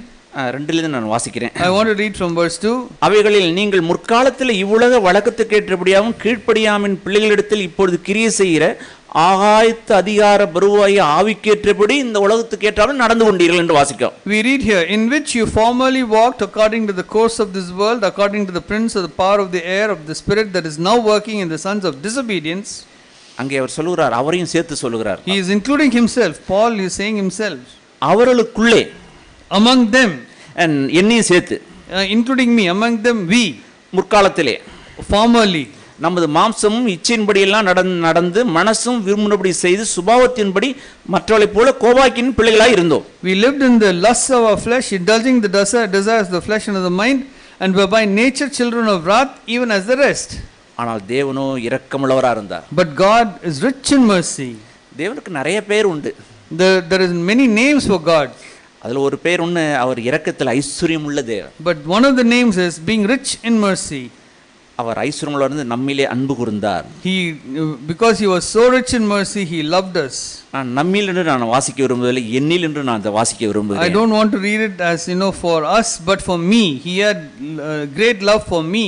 ஆண்டவரே, என்னில் அன்பு கூர்ந்தீங்க ஆண்டவரே. Lord, you had great love for me, Lord. இது உம்முடைய மகாபிரதான இரக்கம் ஆண்டவரே. This is a great mercy of yours, Lord. உம்முடைய மகாபிரதான தயவு ஆண்டவரே. It is a great mercy and grace. ஒரு நாள் மரித்து இருந்தேன் நான். One day I was dead in my sins. சுரணம் இல்லாம இருந்தேன். I was totally senseless. இந்த உலகத்தோடு உலகமாய் நான் ஒட்டி கொண்டிருந்தேன். I was part of the world and sticking to the world. ஆனாலும் உம்முடைய மகாபிரதான தயவு என்னை தேடி வந்தது. But your great loving kindness, you came searching for me. எனக்கு ஒரு உணர்வை கொடுத்தீங்க. You gave me a sense. இது பாவம்னு ஒரு உணர்வை கொடுத்தீங்க. You convicted me of my sin. ஒரு காலத்துல அந்த இச்சை பாவம்னு எனக்கு தெரியாது. One time I did not know that lust was sin. The desire was sin. ஏனென்றால் அந்த நாட்களில் இச்சை பாவம்னு ஒரு மனுஷன் கூட எனக்கு சொன்னதே இல்லை. Because in that day no man had told me that the lust which I had was sin. இப்பொழுது ஒரு ஸ்திரீ இச்சையோடு நீ பார்ப்பாயானால் நீ விபச்சாரம் செய்தாயிற்று என்ற வார்த்தையே என்னுடைய மனம் போன்று கேட்டுவிட்டது. Now my mind has heard this word that if you look at a woman with lust in your eyes, you already committed adultery with her. 1000 தடவை எத்தனையோ தடவைகள் நான் இச்சித்திருக்கிறேன், விபச்சாரம் செய்திருக்கிறேன். So many thousands of times I have lusted and then I have committed adultery. இப்பொழுது பாவம் என்று இப்பொழுது எனக்கு தெரிய ஆரம்பிக்கிறது. Now I begin to realize that it is a sin. நான் இப்பொழுது துக்கித்து அழுது புலம்பி, Now I am grieving and mourning and weeping. ஆண்டவரே, நான் விபச்சாரக்காரன். Lord, I am an adulterer. ஒருத்தர் கூட எனக்கு சொன்னதில்லை. Lord, no one had told me. இந்த சினிமா படத்தோடு இந்த கெட்ட படத்தோடும் கெட்ட புஸ்தத்தோடும் எத்தனை தடவை நான் விபச்சாரம் செய்திருக்கிறேன். Oh, for this evil movies and evil books, how many times I had committed adultery. ஆண்டவரே, நான் உமக்கு முன்பாக நிற்க தகுதி இல்லை ஆண்டவரே. Lord, I am not fit to stand before you. எனக்குன்னு ஒரு பரிசுன்னு ஒன்று கொடுக்கணும்னா, if you had to give me a prize, நரகம் தான் ஆண்டவரே. that will be the hell. நரகம் தான் எனக்கு பாத்திரம். I am only fit for hell. வேற ஒண்ணுத்துக்கு கூட நான் பாத்திரம் அல்ல. I am for anything else. ஆனா என் மீது கூட நீங்க இரக்கம் வச்சீங்க. But on me also you had mercy. இங்க வாசிக்கிறோம். We read here 6ஆம் வசனம். Verse 6. கிறிஸ்து இயேசுவினால் அவர் நம்மிடத்தில் வைத்த தயவினாலே. And because of the great love he had in us through Jesus Christ. அதை எப்படி சொல்லணும்னா, ஒரு மனுஷன் அவன் சிறைச்சாலையில் அடைப்பட்டிருக்கிறான். The surpassing riches of his grace, if you want to explain that, a man who is put behind bars in prison, பல ஆயிரக்கணக்கான ரூபாய் அவன் கடன் பட்டிருக்கிறான். he is in debt to many thousands of rupees. அவன் ஏராளமான குற்றங்களில் அகப்பட்டு கொண்டிருக்கிறான். He has been caught in many crimes. அவன் தூக்கு தண்டனைக்கென்று நியமிக்கப்பட்டிருக்கிறான். He is also appointed for hanging to death. இப்படி ஏராளமான குற்றங்கள் அவன் மேல இருக்கிறது. Now he has got lot of crimes on himself. ஆனால் ஒரு தனவந்தன் வருகிறார். But a generous person comes. அவர் என்னுடைய எல்லா விதமான பாவங்களுக்கும் எல்லா விதமான கடன்களுக்கும் அவர் கிரயம் செலுத்துகிறார். But for all my debts, my sins, he pays the price. என்னை விடுதலையாக்கி விடுகிறார். He also sets me free. இந்த பூமியில் நீ ஐஸ்வர்யவானா இரு என்று சொல்லி இப்பொழுது என்னுடைய கணக்கிலே கோடிக்கணக்கான ரூபாயும் கூட அவர் டெபாசிட்டும் பண்ணுகிறார். So now he tells me, on this earth be a rich person, and so in my account he deposits crores of rupees. இதெல்லாம் அந்த ஒரே ஒருவருடைய இரக்கத்தால் எனக்கு கிடைத்தது. All these things are received because of the mercy of that one man. அவரோடு கூட என்னை உட்கார செய்கிறார். And he also made me to sit along with him. அங்க வாசிக்கிறோம். We read here. தேவனுடைய கிருபையினாலே மகா மேன்மையான ஐஸ்வரியத்தை வருங்காலங்களில் விளங்க செய்ததற்காகவும் கிறிஸ்து இயேசுவுக்குள் நம்மை அவரோடு கூட எழுப்பி உன்னதங்களில் அவரோடு கூட உட்காரவும் செய்தார். So that in the ages to come he might show the surpassing riches of his grace and kindness towards us in Christ Jesus, and made us seated with him in the heavenly places. ஒரு காலத்தில் நான் ஓடி ஓடி ஒளிந்து நரகத்துக்கு மாத்திரம் பாத்திரவான், இப்பொழுது அப்பா பிதாவே என்று கூப்பிடும்படி அவருடைய பிள்ளைகளோடு கூட அவருடைய ஜனங்களோடு கூட உட்கார முடியாத ஒரு பாக்கியமும் எனக்கு கிடைத்தது. விசுவாசத்திலே உன்னதத்திலே உட்கார முடியாத பாக்கியமும் எனக்கு கிடைத்திருக்கிறது. So one time I was running away from God, hiding from him and hiding in my sin, but now God has raised up me and seated with him in the heavenly places in Christ Jesus, and he's made me a rich person. இதெல்லாம் விசுவாசம் இதுக்கு முக்கியம். For all these things, faith is essential. 8ஆம் வசனம் வாசிக்கிறோம். Verse 8. கிருபையினாலே விசுவாசத்தை கொண்டு ரட்சிக்கப்பட்டீர்கள். For by grace you have been saved through faith. இது உங்களால் உண்டானது அல்ல. And that not of yourselves. இது அவருடைய ஈவு. It is a gift of God. மறந்து போகவே கூடாது. You should never forget it. விசுவாசத்தினால் என்னுடைய அக்கிரமங்களுக்காகவும் பாவங்களுக்காகவும் அவர் மரித்தார் என்பது நாணயத்துடைய ஒரு பக்கம். The fact that he died for my sins is one side of the coin. இன்னொன்று அவர் என்னை நீதிமானாய் மாற்றி இருக்கிறார். And the next thing is he has made me into a righteous person. உதாரணமாக தீத்துவின் புஸ்தகம் 3வது அதிகாரத்தை திருப்ப விரும்புகிறேன். தீத்துவின் புஸ்தகம் 3வது அதிகாரம். I want to turn to Titus chapter 3. இங்கே 1ஆம் வசனம் முதல் I want to read from the first verse, Titus chapter 3. 8ஆம் வசனம் வரைக்கும் உள்ள காரியத்தை நான் உங்களோட பகிர்ந்து கொள்ள I விரும்புகிறேன். want to share with you the first 8 verses. துரைதனங்களுக்கும் அதிகாரங்களுக்கும் கீழ்ப்படிந்து அடங்கி இருக்கவும் சகலவிதமான நற்கிரிகளை செய்ய நீங்கள் ஆயத்தமா இருக்கணும்னு சொல்றார். Remind them to be subject to rulers, to authorities, to be obedient, to be ready for every good deed. He is reminding like that. ஒரு காலத்துல எதிர்த்து நிக்கிறவளா இருந்தோம். You were at one time, rebellious and standing against the authorities. ஒருபோதும் அடங்கி இருக்கவே நமக்கு நம்முடைய சுபாவம் இல்ல. Our nature was never to be submissive. அப்படிதான் இந்த பூமியானது அப்படிதான் மனுஷருக்கு கற்றுக் கொடுத்துக்கிட்டு இருக்குது. That is what the world has taught the people in the world. இப்பொழுது அவருடைய ஆவியானவர் சொல்லுகிறார். Now the Holy Spirit is teaching. இப்ப கீழ்ப்படிந்திருங்கள். Now you be obedient. அடங்கிருங்கள். Be submissive. நீங்க உங்களுடைய காரியங்கள் எல்லாம் நல்ல காரியங்களா இருக்கட்டும். All the things which you do, let them be good deeds. அதுக்கு 1-2 அவர் சில காரியங்களை சொல்லுகிறார். And after that he says 2 or 3 things. ஒருவனையும் தூஷியாமல். To malign no one. இந்த முழு உலகத்துல ஒரு மனுஷனை கூட தூஷிக்க வேண்டாம். In this whole world, do not curse anyone. ஒருவனை கூட அற்பமாய் எண்ண வேண்டாம். Don't look down on anyone. நான் இங்க ஒரு சிலரை நான் பார்த்திருக்கிறேன். I have seen a few people here. அந்த டிரைவரை கூப்பிட்டா அவன் வரல. I called the driver and he didn't come. அந்த ரிக்ஷாக்காரனை கூப்பிட்டா அவன் வரல. I called the rickshaw man, he didn't come. அந்த காய்கறி கடைக்காரன் என்னை ஏமாத்திட்டான். Vegetable vendor has cheated me. அந்த பால் கடைக்காரன் என்னை ஏமாத்திட்டான். That milkman has cheated me. அவன் யார்? Who is that? தேவனால் உண்டாக்கப்பட்ட சிசிப்பவன். He is a man created by God. மரியாதை குறைவாய் பேச வேண்டாம். Don't speak to him without any respect. ஏனென்றால் அவன் தேவனுடைய சிருஷ்டிப்பு. Because he is created by God. ஒரே நாவில இருந்து அங்க துதித்தலும் சபித்தலும் வராது. From same tongue, praise and curse cannot come. யாக்கோபு சொல்வது போல ஒரே ஊற்றுக்கண்ணில் இருந்து அங்க தித்திப்பு நீரும் கசப்பு நீரும் வராது. As James explains, from the same spring cannot spring forth good water and bad water. ஒருத்தரையும் மரியாதை குறைவாய் பேச வேண்டாம். Let us not speak about anyone in a disrespectful manner. இயேசு அப்படி பேசியிருப்பாரா? Would Jesus have spoken like that? நிச்சயமா இயேசு ஒருத்தனையும் அப்படி வாடா போடா அவனை கொடுத்து பால்காரா அவ ரிக்ஷாக்காரா அவனு சொல்லி அவன் இருக்கும்போது மரியாதையா பேசுவோம். When we are speaking about someone, when they're not there, we speak about them very disrespectfully. Maybe when he's there, we speak with respect. அவன் இல்லாத போது, when he's not there, ஆனா ஆண்டவர் கவனிக்கிறார்ன்ற உணர்வு அநேகருக்கு இல்லை. But people don't have realization that God is listening to them. அவ்வளவு பெருமையும் அகங்காரம் கொண்ட மாம்சத்தில் நம்ம குடியிருக்கிறோம். That is the kind of pride and arrogance which is dwelling in our flesh. நான் இங்க இருக்கிற யாரையும் குற்றப்படுத்தல. I don't want to condemn anyone sitting here. அது இயேசுவுடைய சுபாவம் அல்ல. It is not the characteristics of Jesus. மரியாதையை நம்ம பேசணும். Let us speak with respect. பழைய ஏற்பாட்டில் இப்படி ஒரு வசனம் இருக்கு. There is a verse in the Old Testament like that. அவர்கள் பேசுவதை அவர் கவனிக்கிறார் என்று சொல்லி. It's written here that God hears what is being spoken. நீங்க எந்த அளவினால் அளக்கிறீங்களோ அதே அளவினால் திரும்ப உங்களுக்கு அளக்கப்படும். In what measure you measure for people, that same measure it will be measured for you.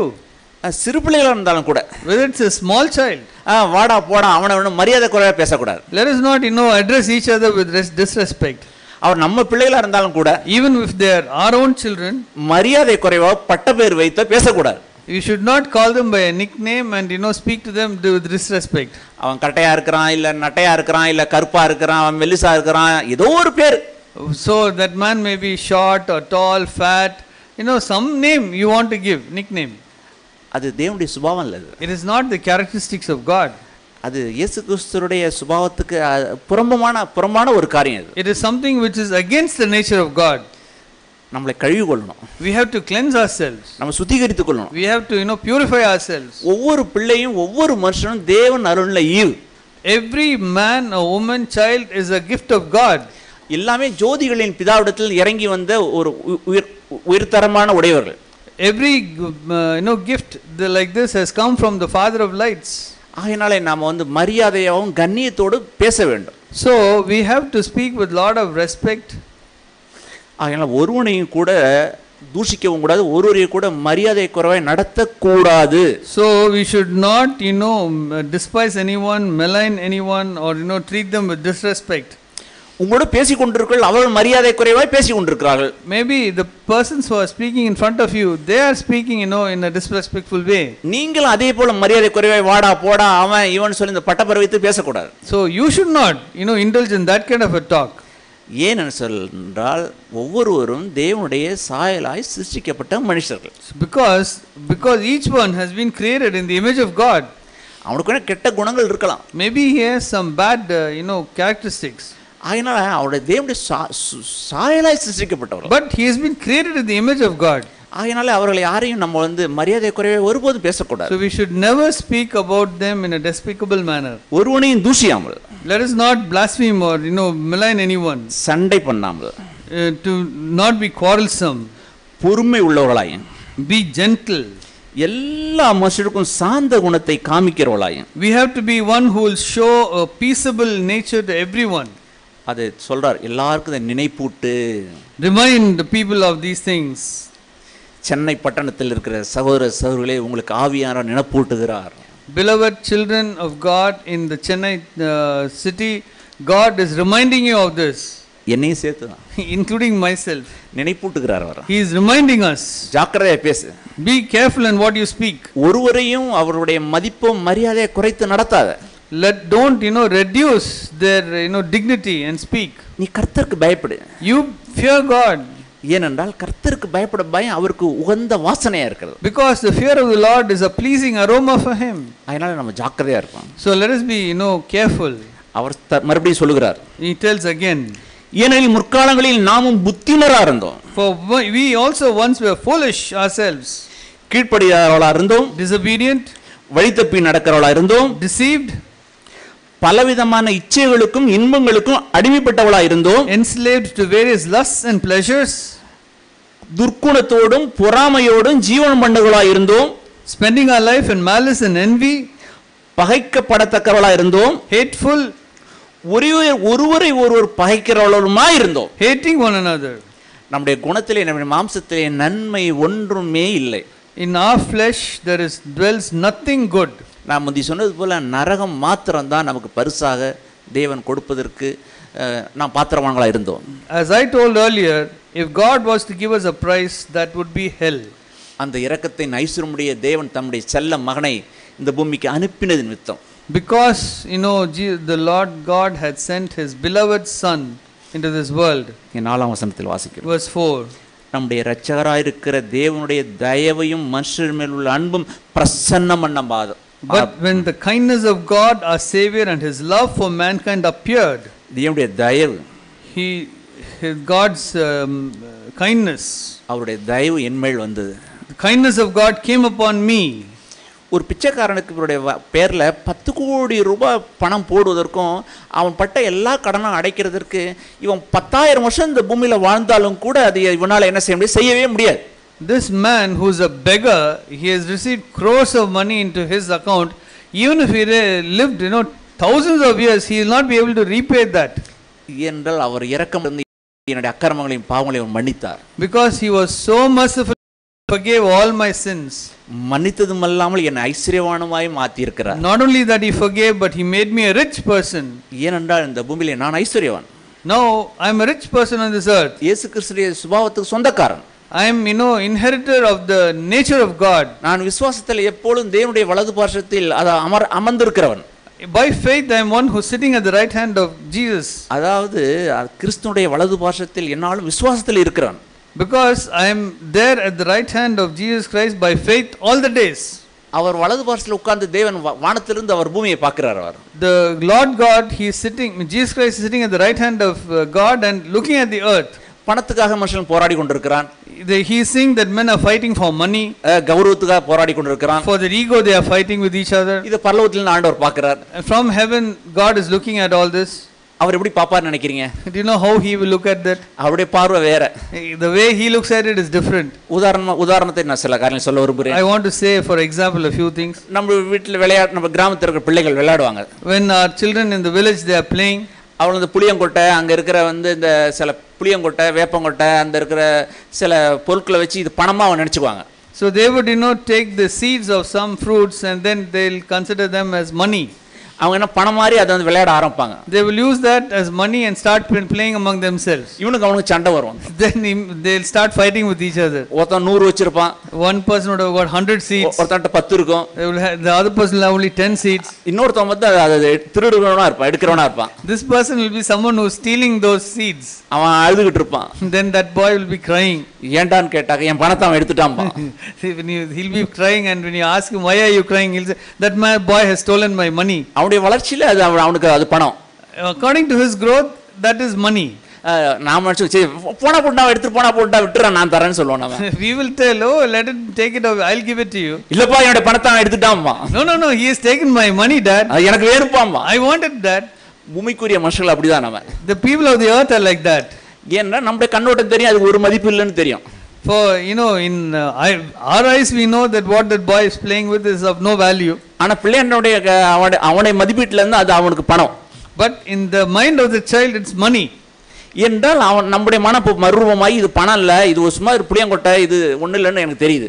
Because my mind has matured and I know that that is of no value, it's just a seed. ஏனென்றால் மறுரூபமாகாதவருடைய மனம் இந்த பூமிக்குரிய காரியங்களுக்காக எப்பொழுதும் போராடி கொண்டே இருக்கும். The man whose mind is not renewed, he is always fighting for the things of this world. அதனால வாழ்ற நாட்கள்லாம் நம்முடைய மனங்கள் ஒவ்வொரு நாளும் அது மறுரூபமாகி கொண்டே இருக்கணும். So the days when we live on this earth, our mind should be renewed constantly.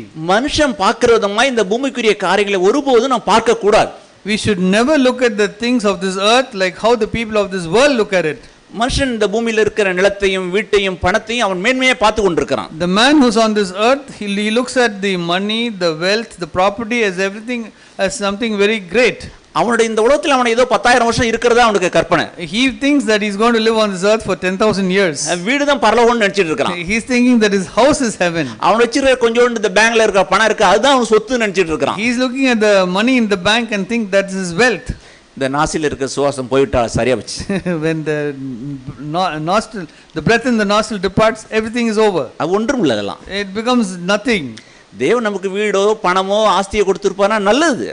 The Lord has given us some money, some property, it is good. ஆனா எல்லாவற்றையும் நாம் வைத்துக் கொள்ளலாம். We can keep everything. ஆனா ஒன்றையும் நாம் பிடித்துக் கொள்ள கூடாது. We should not be grasping those things. என்றால் இந்த பூமியில நாம் பிடித்துக் கொள்வோமானால் அது நமக்கு பிரச்சனையா இருக்கும். If you are going to grasp something, then it will be a problem for you. நாம் பிடித்துக் கொள்ள வேண்டியதெல்லாம் இயேசுதான். Whatever we have to grasp is the Lord Jesus Christ. நித்திய ஜீவனின் பற்றிக்கொள். The eternal life, you should hold on to that. இயேசுவை பற்றிக்கொள். You have to hold fast to the Lord. இயேசுவை பிடித்துக்கொள். You have to grab Jesus. நித்தியத்துக்கு அதுதான் உனக்கு உதவியா இருக்கும். That is the only thing which will help you in eternity. இந்த பூமிக்குரியதை பற்றிக்கொள்வாயானால் அது உன்னை அது மாயை உன்னை ஏமாற்றி விடும். If you are going to grasp things of this world, it's vain, it is going to deceive you. ஆனா வைத்துக் கொள்ளலாம். You can keep it. ஆனா பிடித்துக் கொள்ள வேண்டாம். You should not grab it. நீ பிடித்துக் கொள்ள வேண்டியது இயேசுதான். The one thing you have to grasp is Jesus Christ. நான் தொடர்ந்து வாசிக்க விரும்புகிறேன். I want to continue reading this. 4ஆம் வசனம். நம்முடைய இரட்சகராக இருக்கிற தேவனுடைய தயவும் மனுஷன் மேல் உள்ள அன்புமா பிரசன்னம் பண்ண போது இந்த உலகத்தில் மாயிலிருந்து என்னை அவர் விடுதலையாக்கினார் வாசிக்கிறோம். We read here that when the kindness of God our Savior and his love for mankind appeared, he saved us. 5ஆம் வசனத்தில் வாசிக்கிறோம். We read in verse 5. நாம் செய்த நீதியின் கிரிகள் நிமித்தம் அவர் நம்மை இரட்சியாமல் தம்முடைய இரக்கத்தின்படி மறுஜென்ம முழுக்கின்படி பரிசுத்த ஆவியானுடைய புதிதாக்குதலினாலே நம்மை இரட்சித்தார் என்று வாசிக்கிறோம். He saved us not on the basis of deeds which we have done in righteousness, but according to his mercy, by the washing of regeneration and renewing by the Holy Spirit. பாவம் மன்னிக்கப்படுவதற்கோ நான் நீதிமானாக்கப்படுவதற்கோ எதுவும் ஒன்று அவற்றை ஒன்று கொடுத்து இதை எனக்கு செய்யுங்கன்னு சொல்ல முடியவே முடியாது இந்த உலகத்தில் இருக்க எந்த மனுஷனும். I can never give God something and then tell him to forgive my sins and cleanse me of my iniquities. புறஜாதியாகிய மனுஷர் கேள்விப்பட்டிருக்கிறேன். I had heard of a man who is non-Christian. அவர்கள் ஏமாத்தின கொள்ளையடித்த பணம் இருக்கும். They would, have lot of money which they had, cheated people. அதை கொண்டு போய் அங்கே காணிக்கையை உண்டியல்லே போடுவார்கள். They would go take it and then put it as offering in their, offering boxes. அந்த கொள்ளையடித்த எல்லா பணமும் அங்கே போட்டதினால அது பாவம் மன்னிக்கப்பட்டதை அவங்க கற்பனை செய்து கொள்வார்கள். So they would imagine, because they took that money and put it there, even though it was, swindled, they think, their sin will be forgiven. அவர் லஞ்சம் வாங்கிக்கிறவர் இல்ல. They are not the people who will, God is not someone who receives a bribe. என்னுடைய பரிதானம் லஞ்சம்லாம் அவர்கிட்ட செல்லுபடியாது. All the bribes which I give him will not, work with him. நான் முந்தி சொன்ன மாதிரி குழந்தை மாதிரி இருக்காங்க அவங்க. They are like small children, like as I told earlier. அதனால பணத்தை கொண்டு போட்டாக்க சரி என்னோட பாவங்கள் மன்னிக்கப்பட்டுன்னு அவங்க நினைச்சிட்டு இருக்காங்க. So they are thinking that if they go and deposit that money in the offering box there in the temple, then their sins are forgiven. அவலாம் அந்த வடகாசியிலோ இல்ல தென்காசியிலோ எல்லா இடங்கள்லயும் போய் ஏதோ முடிவிட்டு வந்துட்டாங்க பாவம் மன்னிச்சிட்டு நினைச்சிட்டு இருக்காங்க. They think that they go to some holy places and dip there, then their sins are forgiven and cleansed. நீ எந்த ஆத்திலே எந்த குளத்துல முழுனாலும் பாவம் மன்னிக்கப்படாது. In any tank or any river you go and dip, your sins will not be cleansed. அதனால நான் ஏதோ கொடுத்தோ ஏதோ ஒரு காரியங்களை செஞ்சோ என்னுடைய பாவங்கள் ஒருபோதும் மன்னிக்கப்படாது. If I do something or I give something, my sins will never be forgiven. அவர் என் மேல இரக்கம் வைக்கணும். But he has to have mercy on me. அதுதான் நாம் இங்கே வாசிக்கிறோம். நம்முடைய நீதியின் கிரியை நிமித்தம் அவர் நம்மை ரட்சிக்கவில்லை. We read here so clearly that he did not save us according to the good works or righteousness which you have done. இங்கே அமர்ந்திருக்கிற தேவனுடைய பிள்ளைகள் ஒருவருக்கும் நான் சொல்ல விரும்புறது என்னன்னா, For every child of God sitting here, I want to tell this one thing. நீதியின் கிரியைகளை செய்யும்படி நாம் சிருஷ்டிக்கப்பட்டிருக்கிறோம், அழைக்கப்பட்டிருக்கிறோம். We have been called to do the righteous deeds. அது தேவனுடைய சித்தம். அது It is God's will. ஆனா நான் நீதியின் கிரியை செய்த நிமித்தம் அவர் எனக்கு ஒன்று செய்தார் என்று நான் எண்ண வேண்டாம். But you should never think that because of some righteous deed which you did, God has saved you. எல்லாமே அவருடைய இரக்கம் தான். All things are because of his mercy. அவருடைய தயவு தான். It is all his kindness. அடுத்த வசனம் வாசிக்கிறோம். Next verse. தமது கிருபையினாலே நாம் நீதிமான்களாக்கப்பட்டு நித்திய ஜீவன் உண்டாகும் என்ற நம்பிக்கையினாலே நாம் சுதந்திரம் ஆகணும் என்று இருக்கிறது. ஆறாம் வசனம். Whom he poured out upon us richly through Jesus Christ as Savior, so that being justified by his grace, we would be made heirs according to the hope of eternal life. ஆகையினாலே நம்முடைய நீதிமான்கள் ஆக்கப்படுவருடைய காரியம் என்னன்னா அவருடைய இரக்கம். The reason why we have been justified is because of his grace. அதனால இந்த பூமியின் நாட்கள்லாம் ஆண்டவரே விசுவாசத்தில் நாம் உறுதியுள்ளலா இருக்கணும். Lord, all the days of my life here, let me be very firm in faith. தேவனுடைய வார்த்தையை நம்ம கவனமாய் வாசித்து தேவனுடைய வார்த்தையை நம்ம இதயத்தில் பத்திரமா வைக்கணும். We should read very carefully the word of God and store it very carefully in our hearts. ஏனென்றால் நம்முடைய பாவங்களையும் நம்முடைய அக்கிரமங்களையும் அவர் நான் நினையாது இருப்பேன் என்று சொல்கிறார். Because he says that I will not remember their iniquities anymore. அந்த இயேசு என்ற ஒரு நபர் வருவதற்காக இந்த முழு உலகம் எதிர்பார்த்து கொண்டிருந்தது. The whole creation was waiting for this one person, Jesus Christ, to appear on this earth. அவர் ஒருத்தராலே மாத்திரம்தான் மனுஷருக்குள்ள இருக்கிற பிரச்சனையை நீக்க முடியும். Because only through him the problems in the world can be removed. எல்லா பிரச்சனைக்கும் காரணம் பாவம். All the reason for all the problems is sin. பாவத்தை நிவர்த்தியாகக்கூடிய வழி இயேசு மாத்திரம்தான். The only way to remove sin is because through Jesus Christ. ஆகையினாலே பலி செலுத்துவதனாலயோ இல்ல நீதியின் கிரியை செய்யறதுனாலயோ நீ உன்னுடைய பாவங்கள் ஒருபோதும் நிவர்த்தி ஆகாது. Because of some sacrifice you do or some good thing you do, your sins will never be changed. இதைதான் மனுக்குலமானது தொடர்ச்சியா எதிர்பார்த்து கொண்டிருந்தது. This is what mankind was awaiting continually. உதாரணமா ஏசாயாவின் புத்தகத்தை திருப்ப விரும்புகிறேன். I want to turn for example to Isaiah 25வது அதிகாரம், verse 20, chapter 25. Isaiah 25.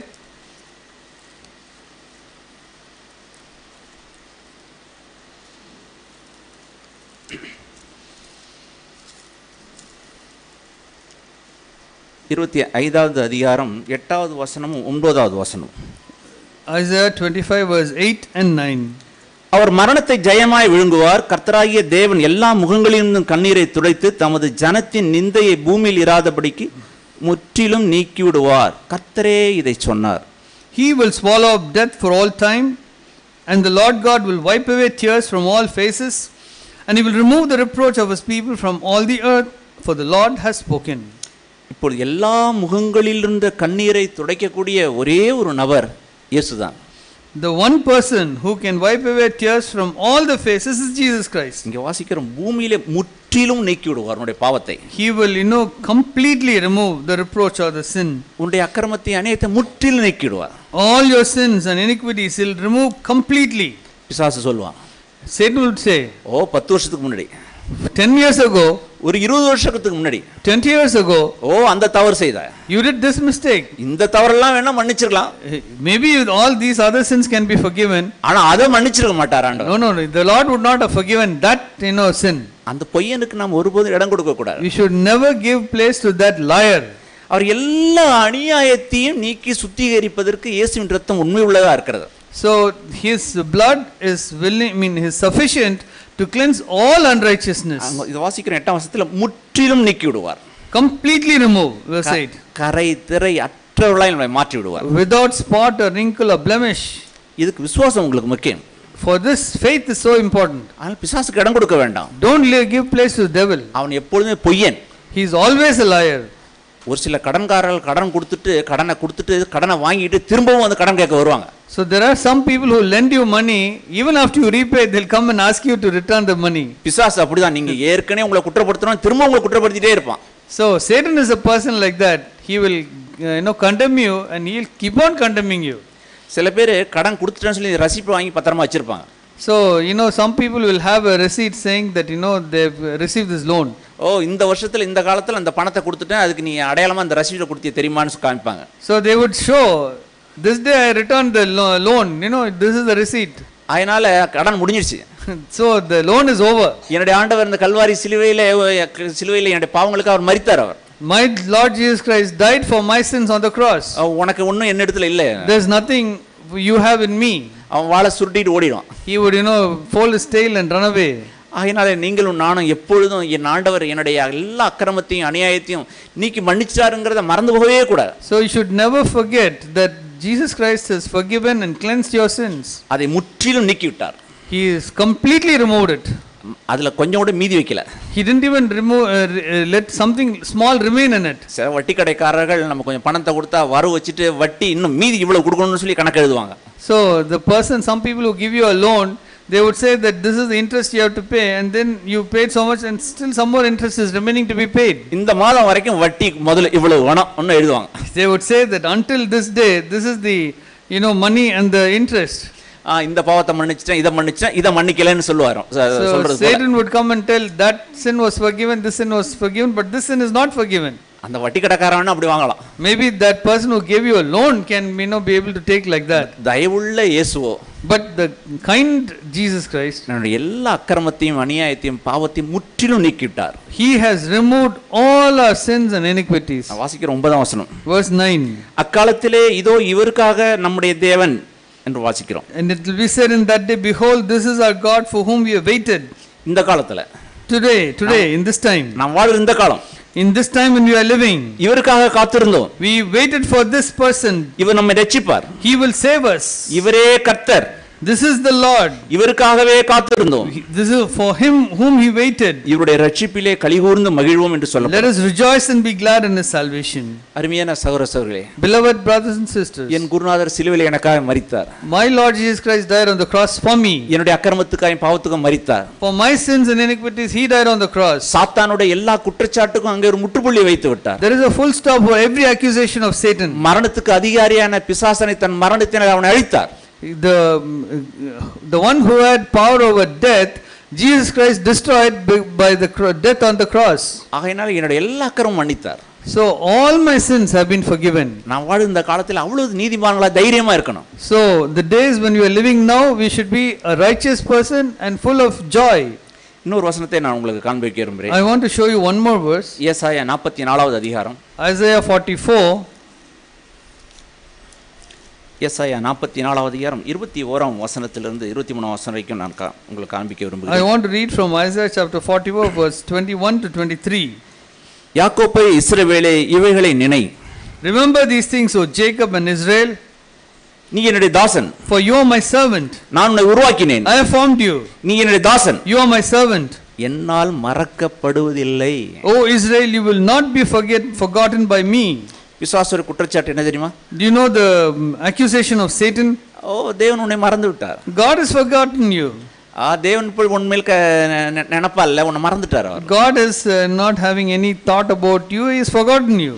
ஆதி நாட்கள் முதற்கொண்டே அவன் பொய்யனவன். From the day beginning he is a liar. அதுக்கு என் மாம்சமும் ஒத்து போகும். And for that my flesh also will agree. தேவனுடைய மனதில் தேவன் என் பட்சமாக இருந்தால் இந்த நெருக்கமும் இந்த பண பற்றாக்குறையும் ஏன்னு நம்ம கேட்போம். We will ask this question, if God is so close to me, why do I have this problem and this wealth, the money problem? எனக்கு ஏன் இந்த நெருக்கம் வியாதின்னு நம்ம கேட்போம். We would ask the Lord, why this kind of oppression and sickness? தேவன் ஏதோ மறந்துட்டார் உன்னை.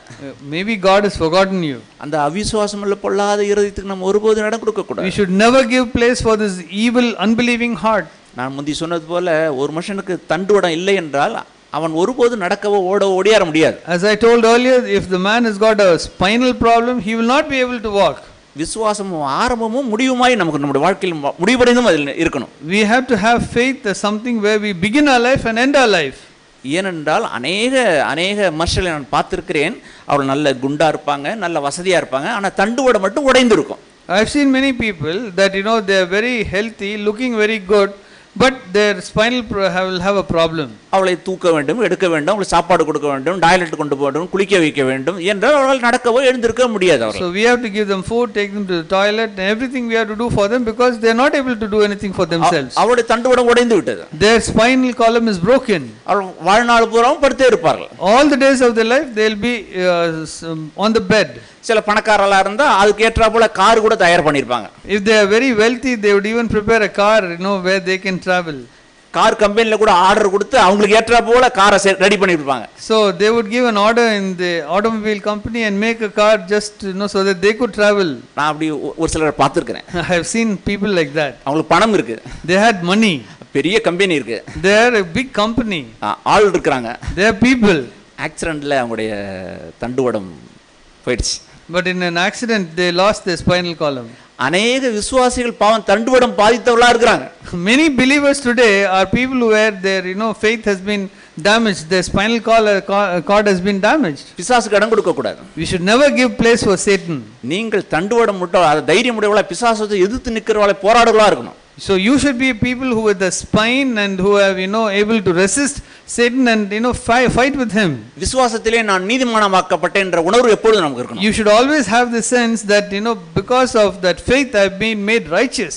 வேதத்தில் வாசிக்கிறோம், நீதிமான்கள் சிங்கத்தை போல தைரியமா இருப்பார்கள் என்று வேதம் சொல்கிறது. The Bible says that the righteous person will be bold as lions. காட்டிலே ஏராளமான மிருகங்கள் இருக்கும். In the forest there will be many animals. ஆனால் சிங்கமும் இருக்கும். And that there will be lion also. சிங்கம் வாளை சுருட்டி கொண்டு தலை கீழே கவிழ்ந்து கொண்டு சிங்கம் போகும்னு நினைக்கிறீங்களா? Do you think that the lion would put down, hang down its head and curl up its tail and then he'll go very dejected? ஆனா சிங்கம் அப்படி போகாது. The lion would never go like that. அது வாட்ட ஜாட்டம் கம்பீரத்தோடு நடந்து கொள்ளும். He would walk with lot majesty. இயேசு கிறிஸ்து நீதியால் தரிப்பிக்கப்பட்ட நீங்களும் நானும் இந்த பூமியிலே நெஞ்சை நிமிர்த்தி அப்படிதான் இந்த பூமியில நடக்க வேண்டும். So we who have been made righteous by Jesus Christ, we should be able to walk boldly and confidently like that. யூதா கோத்தின் சிங்கமாகிய நான் இளைய சிங்கங்களாய் இந்த பூமியில இருக்க வேண்டும். We are the younger lions to that lion of the tribe of Judah. ஏனென்றால் நம்முடைய மூத்த சகோதரர் இயேசு இந்த பூமியின் நாட்களில் அவர் ராஜாதி ராஜனாய் அவர் இளைய சிங்கமாய் மூத்த ராஜா சிங்கமாய் நடந்து சென்றார். So he was the one who went forth on this earth as the lion of the tribe of Judah.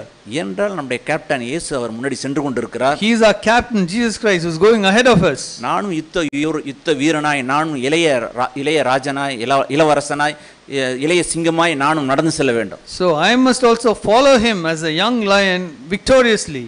உங்களுக்கு பணம் இல்லாம இருக்கலாம். Maybe you don't have money. ஒருவேளை அழகு இல்லாம இருக்கலாம். You don't have any beauty. உங்களை குறித்து யாருக்குமே தெரியாம இருக்கலாம். Maybe nobody knows about you. நல்லது, இதெல்லாம் உங்களுக்கு ஒரு பாதுகாப்பு. All these things are a protection for you. உங்களை குறித்து யாருக்குமே தெரியலன்னா நீங்க ஒரு பாதுகாப்பா இருக்கீங்கன்னு அர்த்தம். If nobody knows about you, you are very safe. நீங்க எப்பெல்லாம் பேரு அறிய ஆரம்பிக்கீங்களோ அப்படி மண்டை வீங்க ஆரம்பிச்சிடும். The moment somebody starts recognizing you, your head will swell and will become proud. ஆனாலும் நம்முடைய வாழ்க்கையில் எவ்வளோதான் ஓரங்கட்டு ஒதுக்கப்பட்டிருந்தாலும் கூட இளைய ராஜாவாய இயேசு கிறிஸ்துவினுடைய அந்த சிங்கமுடையவர்களாக இந்த பூமியிலே நடக்க முடியும். Even though people will neglect us and sideline us, we should walk like the young lions who are following the captain. ஏனென்றால் என்னுடைய ஆண்டவர் கல்வாரி சிலுவிலே எனக்காக அவர் மரித்தார் என்னுடைய பாவத்துக்காக மரித்தார் என்பது ஒரு பக்கம். இன்னொரு பக்கம் இயேசு கிறிஸ்துவின் நீதியினாலே நான் நீதிமானாக்கப்பட்டேன் என்பது ஒரு நாணயத்துடைய மறுபக்கம் போல. So the fact is that the Lord Jesus Christ has died for my sins and forgiven my sins. One side of the coin. The other side is that I have been made righteous with the righteousness of Christ. என்ன அவர் மறக்கவே இல்லை. அவர் He has never forgotten me. அவருடைய மனதிலே நான் இருக்கிறேன். I am in His mind all the time. அவருடைய உள்ளங்கையிலே நான் இருக்கிறேன். I am in His palm of His hand. அதாவது வானத்துல ஒரு எத்தனையோ பறவைகள் கோடிக்கணக்கான பறவைகள் இருக்கு. அதுல ஒன்னு கீழே விழுது. In the heavens there are crores of birds. One bird falls down. அது அவருடைய கணக்குல இருக்கான். So that bird falling down is in His account. இந்த தலையிலே கோடிக்கணக்கான முடிகள் இருக்குது. In my head there are crores of hair. ராத்திரி ஒரு 5 முடி கீழே விழுந்துருச்சு. In my sleep 5 hairs have fallen down. நீங்கள் நானும் கண்டுக்கவே மாட்டோம். You and I will not even bother about that. ஆனா பரலோக தகப்பனுடைய கணக்கிலே இருக்கிறது. But in the heavenly Father's account it is there. ஆகையால் அவர் எல்லாமே அவருடைய கணக்கில் இருக்கு, ஞாபகத்தில் இருக்காது. All these things are in His remembrance. அதனால நாம் மறந்து போக கூடாது. So let us never forget it. அதனால என்ன குறித்து அவர் நினைவா இருக்கிறார். So He is mindful of my needs. என்னுடைய பிரச்சனை அவருக்கு தெரியாதுன்னு இல்ல. It's not that He is ignorant of my problems. என்னுடைய வாழ்க்கையில பெரிய பிரச்சனை வரைக்கும் சின்ன பிரச்சனை வரைக்கும் எல்லாமே அவருக்கு தெரியும். He knows every big problem and small problem which is there in my life. ஒரு பிரச்சனை கூட அவருக்கு தெரியாம இருந்தது இல்ல. It's not that He is ignorant of any of my problems. அவருடைய பார்வைக்கு நான் அருமையானவன். In His eyes I am beloved. அவருடைய பார்வையில் நான் விலையேறப்பட்டவன். I am very precious in His sight. இன்னொரு வசனத்தை நான் வாசிக்கிறேன். I want to read one more verse. 22வது வசனம். Verse 22. உன் மீறுதல்கள் மேகத்தைப் போலவும் உன் பாவங்கள் கர்மேல் மேகத்தைப் போலவும் அகற்றிவிட்டேன். என்னிடத்தில் திரும்ப நான் உன்னை மீட்டுக் கொண்டேன். I have wiped out your transgressions like a thick cloud and your sins like a heavy mist. Return to me, for I have redeemed you. உன்னுடைய மீறுதல்கள் மேகத்தைப் போல இருந்தது. Your transgressions were thick like a thick cloud, black cloud. உன்னுடைய பாவங்கள் கர்மேல் பர்வத்தை போல அவ்வளவு மோசமா இருந்தது. Your sins were so heavy like a heavy mist. எல்லாத்தையும் நான் அகற்றிட்டேன். I removed everything. என்று நீ திரும்பிடு, அவ்வளவுதான். Now just return to me. இனி உன்னை குற்றப்படுத்துவதற்கு அவன் யார்? அவன். For now who is Satan to accuse you? அவன் சொல்லுவதை நீ கேட்காத. Don't listen to what he is saying. என் ஜனத்துக்கு இதை நான் செஞ்சிருக்கிறேன். I have done this for my people. ஆண்டவர் சொல்றார். The Lord is saying, வானங்களே நீங்கள் கழித்து பாடுங்கள் என்று சொல்கிறார். Shout for joy, O heavens, for the Lord has done it. கர்த்தர் இதை செய்தார். The Lord has done it. தம்முடைய ஜனங்களுடைய பாவங்களை அவர் மன்னித்தார். He has forgiven the sins of His people. அவள் நீதிமான்களாய் மாற்றி இருக்கிறார். He made them into righteous people. பர்வதங்களே காடுகளே காட்டில் உள்ள சகல மரங்களை கம்பீரமாய் முழங்குங்கள். Break forth into a shout of joy, you mountains, every forest and every tree in it. கர்த்தர் யாக்கோப்பை மீட்டு இஸ்ரவேலிலே அவர் மகிமைப்படுகிறார். For the Lord has redeemed Jacob, and in Israel He shows forth His glory. அருமையான தேவனுடைய பிள்ளைகளே, beloved children of God, என்னுடைய அக்கிரமங்களுக்காக பாவங்களுக்காக அவர் மரித்தார். He died for my sins and iniquities. அவர் என்னை நீதிமானாய் மாற்றி இருக்கிறார். He made me into a righteous person. அவன் மறந்து போக வேண்டாம். Let us not forget it. சத்துருவாகிய சாத்தானுடைய குற்றச்சாட்டுக்கு ஒருபோதும் நம்முடைய செவியை சாய்க்க வேண்டாம். Let's not give ear to the accusation of our enemy. வாழ்நாளெல்லாம் நீங்க ஒரு இளவரசனை போல இளவரசியை போல நடக்க வேண்டும். Every day of your life you should walk like a prince and a princess. நீங்கள் நானும் சுதந்தரித்துக் கொள்வோம். Let us inherit that life, each one of us. Amen. Amen.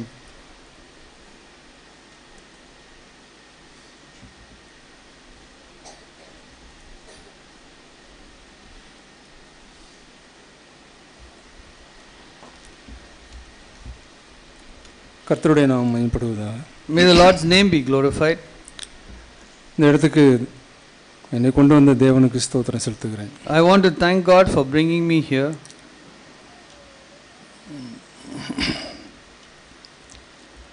சங்கீதம் 27, Psalm 27.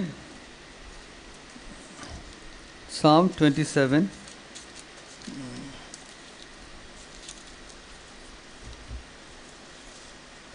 பன்னிரண்டு 13 வசனங்கள். Verse 12 and 13. Psalm 27 verse 12 and 13. என் சத்துருக்களின் இஷ்டத்துக்கு என்னை ஒப்புக்கொடாதேயும், பொய் சாட்சிகளும் ஆக்கிரமித்து சீறுகிறவர்களும் எனக்கு விரோதமாய் எழும்பியிருக்கிறார்கள். நானோ ஜீவனுள்ளோர் தேசத்திலே கர்த்தருடைய நன்மையை காண்பேன் என்று விசுவாசியாதிருந்தால் கெட்டு போயிருப்பேன். Do not deliver me over to the desire of my adversaries, for false witnesses have risen against me, and such as breathe out violence.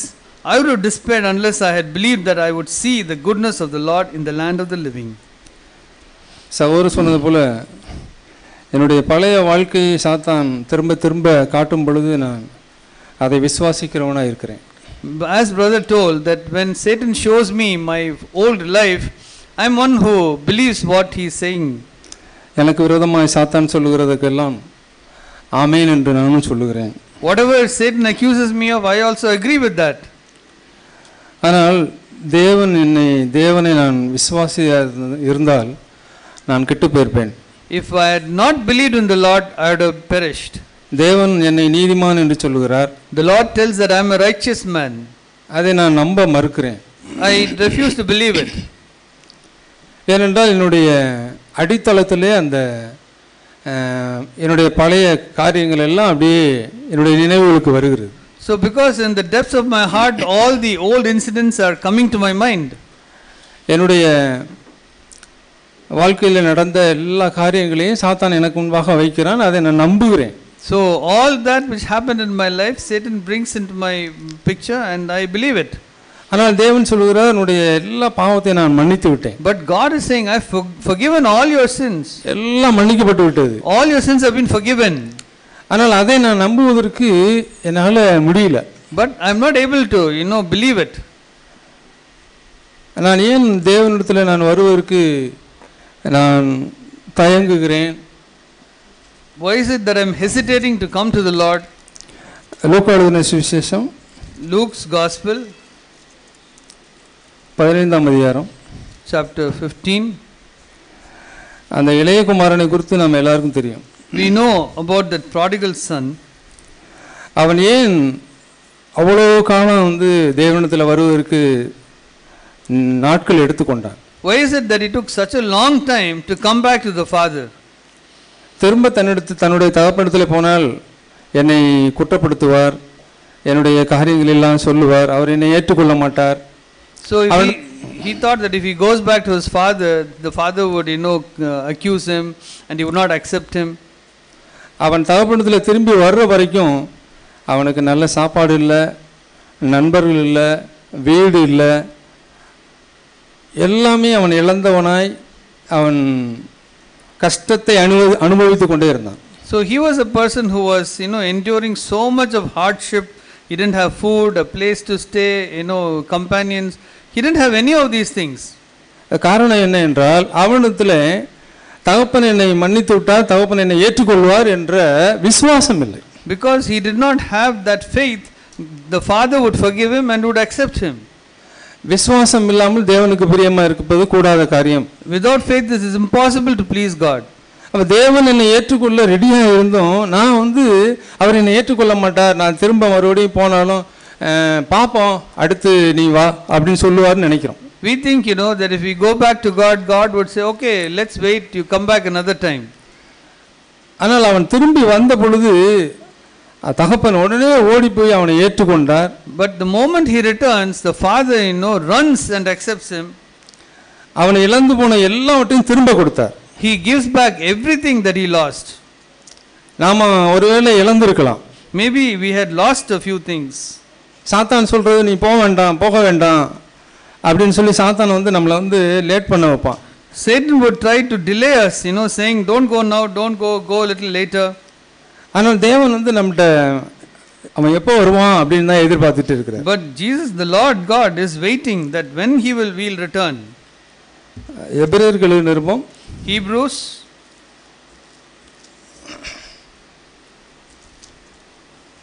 10ஆம் அதிகாரம், chapter 10,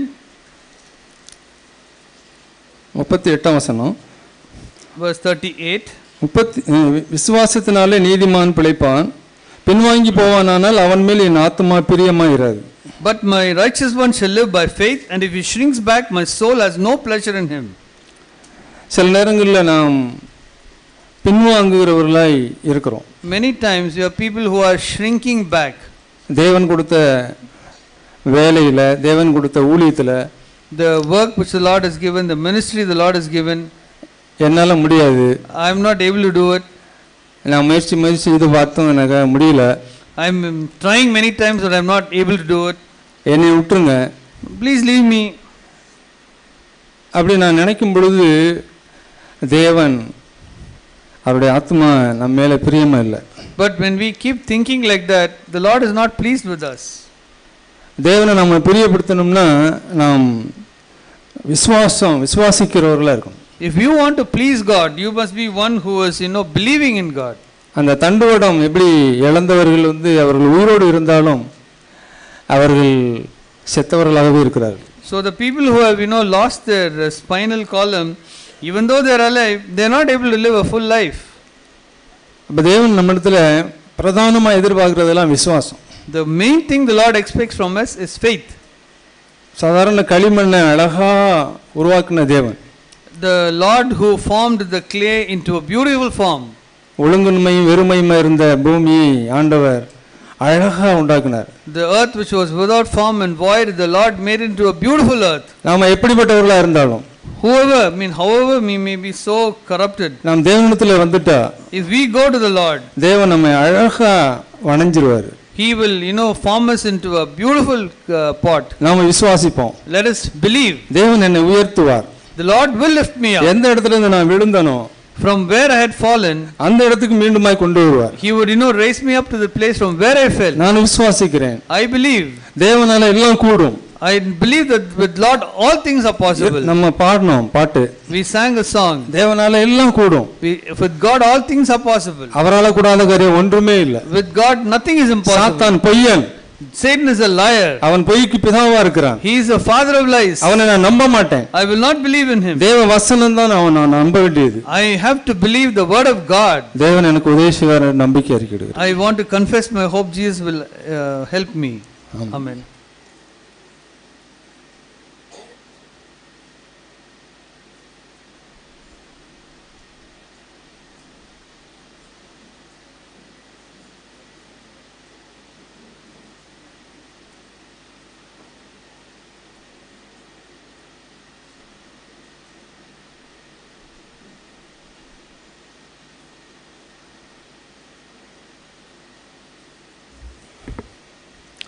கேட்ட நல்ல விசுவாசமான வார்த்தைகளுக்காக நான் ஆண்டவருக்கு நன்றி சொல்கிறேன். ரொம்ப உற்சாகமாக இருந்தது. தேவன் மெய்யாகவே நம்முடைய தேவையை அறிந்தவராய் சகோதரனை கொண்டு வந்து நம்ம மத்தியில் இந்த நாளில் பேசியிருக்கிறார். மத்தேயு எழுதின சுவிசேஷம் 5வது அதிகாரம்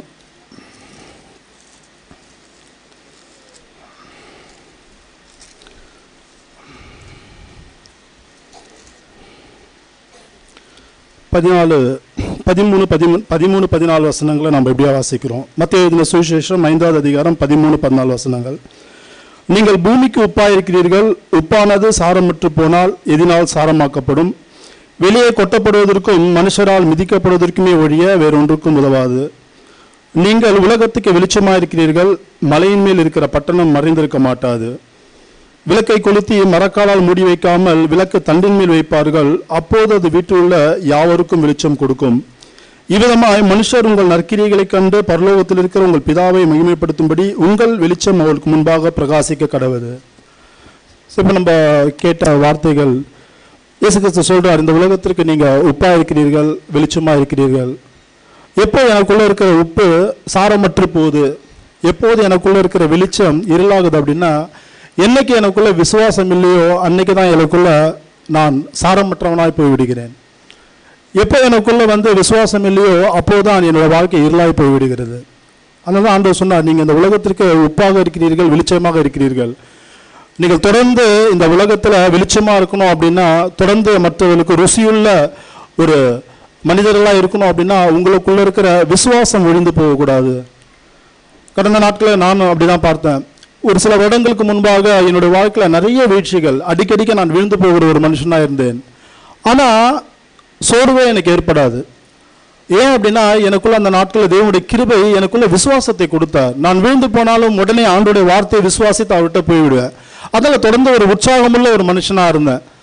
யார்கிட்ட பேசினாலும் உற்சாகமான வார்த்தையில் எனக்குள்ளே ஒரு பிரதர் சொன்னது போல அந்த யூதராஜ சிங்கத்தோட நடக்கிறேன்ற ஒரு நிச்சயத்தோட நான் இருந்தேன். விழுந்து போன மனுஷன்தான். ஆனால் ஆண்டோடைய வார்த்தையை விசுவாசத்து நிமித்தமாக அந்த ஒரு பலன் எனக்கு இருந்தது. ஆனால் சமீப நாட்களில் நான் பார்க்குறேன், தேவனுடைய கிருபை நிறைய ருசிக்க தேவன் எனக்கு உதவி செய்தார். எத்தனையோ காரியங்கள்லேருந்து தேவன் என்னை விடுதலை ஆக்கினார். ஆனால் ஏதோ ஒரு சோர்வு, ஏதோ ஒரு பலனற்ற ஒரு தன்மை, ஏதோ ஒரு நம்பிக்கையற்ற தன்மை. என்ன அப்படின்னா, அப்போதான் ஆண்டவர் ஒரு வார்த்தையை காண்பித்து என்னை உற்சாகப்படுத்தினார். யோவானுக்கு எழுதின சுவிசேஷம் 7வது அதிகாரம் 37, 38 நான் வாசிக்கிறேன். யோவான் எழுதின சுவிசேஷம் 7வது அதிகாரம் 37, 38 வசனங்கள். பண்டிகையின் கடைசி நாளாகிய பிரதான நாளிலே இயேசு நின்று சத்தமிட்டு, ஒருவன் தாகமாயிருந்தால் என்னிடத்தில் வந்து பானம் பண்ண கடவன். வேத வாக்கியம் சொல்லுகிறபடி என்னிடத்தில் விசுவாசமாயிருக்கிறவன் எவனோ அவன் உள்ளத்திலிருந்து ஜீவ தண்ணீருள்ள நதிகள் ஓடும் என்றார். இந்த வார்த்தை மூலமாக தான் தேவன் என்னை உற்சாகப்படுத்தினார். இருப்பா, ஆரம்ப நாட்கள்ல உனக்குள்ள ஒரு விசுவாசம் இருந்தது, அதனால தான் உனக்குள்ள இருந்த ஜீவ தண்ணீர் புறப்பட்டு ஓடிக்கொண்டே இருந்தது. உனக்குள்ள இருந்த வெளிச்சம் தொடர்ந்து பிரகாசித்து கொண்டே இருந்தது. உனக்குள்ள நீ உப்புள்ள ஒரு மனுஷனா இருந்த. ஆனா இப்போ விசுவாசத்தை விட்டுட்ட, நீ என்னை பார்க்கிறதை விட்டுட்ட, என் வார்த்தைகளை விட்டுட்ட, உன் கிரியைகளை நீ சார்ந்து கொள்ளுகிற. நான் உன்னுடைய கிரியைகளினால தான் உன்னை ஏற்றுக்கொள்ளுகிற அந்த ஒரு மனப்பான்மை உனக்குள்ள வந்தது. ஆனா ஆரம்ப நாட்கள் நீ எப்படி இருந்த? எத்தனையோ காரியங்களை தோற்று போனவனா இருந்தாலும் என் மேல நீ விசுவாசம் உள்ள ஒரு மனுஷனா இருந்த. அதனாலதான் தொடர்ந்து உன்னோட வெளிச்சம் பிரகாசித்து கொண்டே இருந்தது. நீ உப்புள்ள ஒரு மனுஷனா இருந்த. இப்போது அந்த இடத்துக்கு வந்துரு, பழைய இடத்துக்கு வந்துரு. நீ இப்ப தாகமா இருக்கிற என் இடத்துல வந்துரு. என்னை விசுவாசித்த அப்படின்னு சொன்னா இப்போதும் அந்த ஜீவ தண்ணீருள் நதி உன்னிடத்துல புறப்பட்டு ஓட நான் உனக்கு உதவி செய்வேன் அப்படின்னாரு. உண்மையா அந்த நாட்டில் என்னுடைய வாழ்க்கையை மாறினது. நான் ஆண்டவரே என்னை மன்னிங்க ஆண்டவரே, நான் எவ்வளவாய் கண் சொருகி போட ஒரு மனுஷனா மாறிட்டேன். ஆரம்ப நாட்கள் உடைய வார்த்தையை விசுவாசித்து அப்படி ஒரு பலத்தினால் நடந்த மனுஷன் இந்த நாட்டில் என்னுடைய கிரியை நான் பார்த்து சாத்தானுடைய பொய்யை நம்பி, சகோதரன் சொன்னது போல உன்னுடைய பழைய பாவங்கள், ஜாக் அடிக்கடிக்கு சொல்வார், ஒரு முறை நாம் அறிக்கை செய்த பாவத்தை தேவன் மறந்து விடுகிறார். ஒரு நாள் அதை திரும்ப நினைவுபடுத்துறதே கிடையாது. யார் நினைவுபடுத்துவா அப்படின்னா சாத்தான் தான் திரும்ப திரும்ப அந்த காரியங்களை நினைப்பூட்டுவான். இதெல்லாம் வேத அறிவானுக்கு தெரிஞ்சாலும் கூட இருதயத்தில் விசுவாசம் இல்லாததுனால அநேகவேளை நான் சோர்ந்து போகிற மனுஷனா காணப்பட்டேன். ஆனால் தேவன் இரக்கமாக இருந்து இந்த வார்த்தையை கொடுத்து என்னை உற்சாகப்படுத்த இந்த நாளில் திரும்பவும் தேவன் என்னை நினைப்பூட்டி என்னை உற்சாகப்படுத்தியிருக்கிறார். பிரியமானவர்களே, தேவன் நம்மளை நேசித்து இந்த நாளில் ஒருவேளை பிரதர் சொன்னது போல அநேகர், நானும் அப்படிதான் விசுவாசிக்கிறேன். ஏன்னா கடந்த நாட்டில் தேவன் என்ன அப்படிதான் தூக்கி எடுத்தார். அநேகர் இந்த விசுவாசத்தை விட்டு நாம் விலகினவர்களாக இருக்கிறபடினால்தான் தேவன் இந்த தீர்க்க தரிசனமாக பேசியிருக்கிறார். இயேசு கிறிஸ்து கொண்டு சொன்னார், கடைசி நாளில் நான் வரும்போது விசுவாசத்தை காண்பேனோ, அதுதான் அவருடைய அங்கலாய்ப்பா இருந்தது. இந்த நாள் தேவன் அந்த அங்கலாய்ப்போடு தான் நம்மளை உயிர்ப்பிக்கும்படிக்கு நம்மளை பேசியிருக்கிறார். ஒருவேளை இன்னைக்கு அநேகர் நாம் மரித்த நிலைமையில் இருந்திருக்கலாம், அவிசுவாசத்துல வெளிச்சத்தை கொடுக்காம நாம் இருந்திருக்கலாம், நம்முடைய ஒளியானது இருளா இருந்து இன்னைக்கு நாம் இருந்திருக்கலாம். ஆனா தேவன் இந்த நாள்ல நம்மளை பிரகாசிக்க செய்திருக்கிறார். திரும்பமா சாத்தானை வெட்கப்படுத்தும்படிக்கு நம் ஒவ்வொருத்தருடைய வாழ்க்கை மூலமா நற்கிரியைகளை நம்முடைய வாழ்க்கையிலிருந்து தேவன் நம்மிடத்துல ஒரு நற்கிரையை நமக்கு உண்டு பண்ணி தேவன் மகிமைப்பட விரும்புகிறார். அதனால தான் இந்த நாளில் நம்ம இடத்துல பேசியிருக்கிறார். ஸோ கேட்ட நல்ல வார்த்தைக்கு நான் நன்றி சொல்றேன். நம்ம எல்லாருமே கூட தேவனுக்கு நன்றி சொல்லுவோம். நம்ம எல்லாருமே எழுந்து நிற்போம்.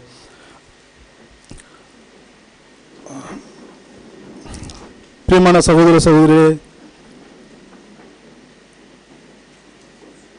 தேவனுடைய இருதயத்தை இந்த நாளில் தேவன் நம்ம இடத்துல வெளிப்படுத்தியிருக்கிறார்.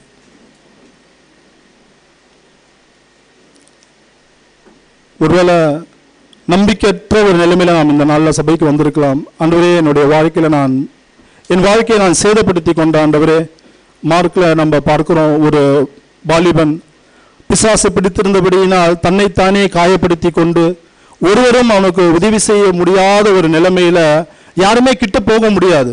ஏன்னா அவ்வளவாய் சாத்தான் அவனை ஆளுகை செய்து யாருமே உதவி செய்யக்கூட முடியாதபடிக்கு தன்னையே காயப்படுத்தி கொண்டு அப்படிப்பட்ட பலவீனமான சூழ்நிலையில அந்த மனுஷன இடத்துல இயேசு கிறிஸ்து வந்து பார்த்த உடனே யாருமே போய் சொல்லல, ஆண்டவரே இந்த மனுஷன் இப்படி இருக்கான், அவனுக்கு உதவி செய்யுங்கன்னு.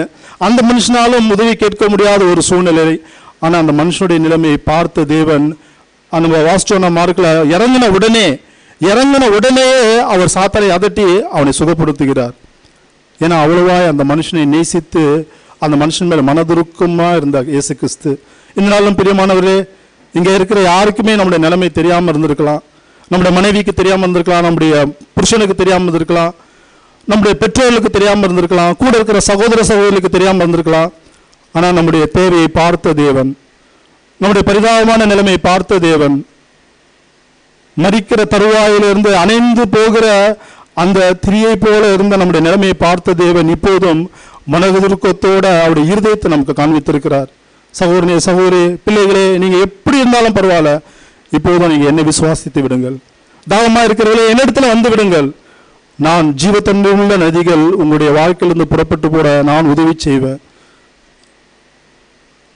நாம் இருதயத்தில் அமைதலாக இருந்து தேவனுக்கு ரெஸ்பான்ஸ் பண்ணுவோம். ஆண்டவரே நான் விசுவாசிக்கிறேன் ஆண்டவரே, அந்த தகப்பன் சொன்னது போல ஆண்டவரே என்னுடைய அவிசுவாசம் நீங்க எனக்கு உதவி செய்யுங்க, உங்களுடைய வார்த்தை முழு இருதயத்தோடு நான் விசுவாசிக்க எனக்கு உதவி செய்யுங்க ஆண்டவரே.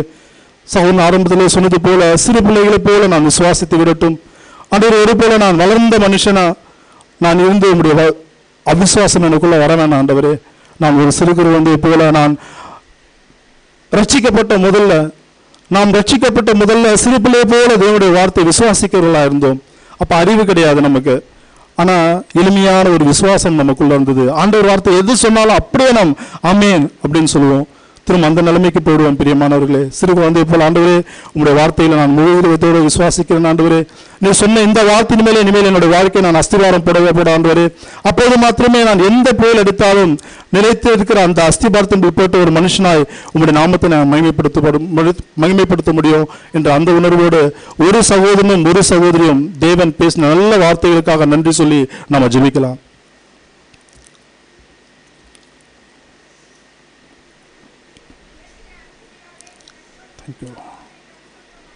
நன்றி ஆண்டவரே. Thank you, Father. Thank you, Lord. Yes, Lord. Thank you, Jesus.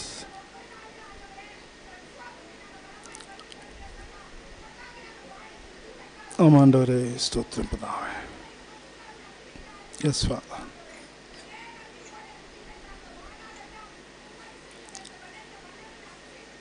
Yes, Lord. Amen. Thank you, Lord. நன்றி ஆண்டவரே. ஆமென் ஆண்டவரே. ஆமென் தாவே. Yes, Lord. ஆமென் ஆண்டவரே. துதிக்கிறோம் பிதாவே. ஆமென்.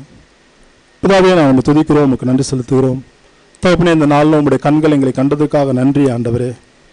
இதை மறித்து எங்களை பார்த்து பிழைத்திருக்கும்படிக்கு உங்களுடைய வார்த்தையை நீங்கள் அனுப்பி தந்ததுக்காக உங்களுக்கு நாங்கள் நன்றி செலுத்துகிறோம். இயேசுவே, எங்களுக்காக நீங்கள் சிந்தின நம்முடைய பரிசுத்த ரத்தத்திற்காக நன்றி ஆண்டவரே. இது எங்கள் பாவங்களை மன்னிக்கிறது மாத்திரம் அல்ல, இது ஆண்டவரே உங்களுடைய ரத்தம் எங்களை நீதிமான்களாய் மாற்றினதற்காக நமக்கு நன்றி செலுத்துகிறோம் ஆண்டவரே.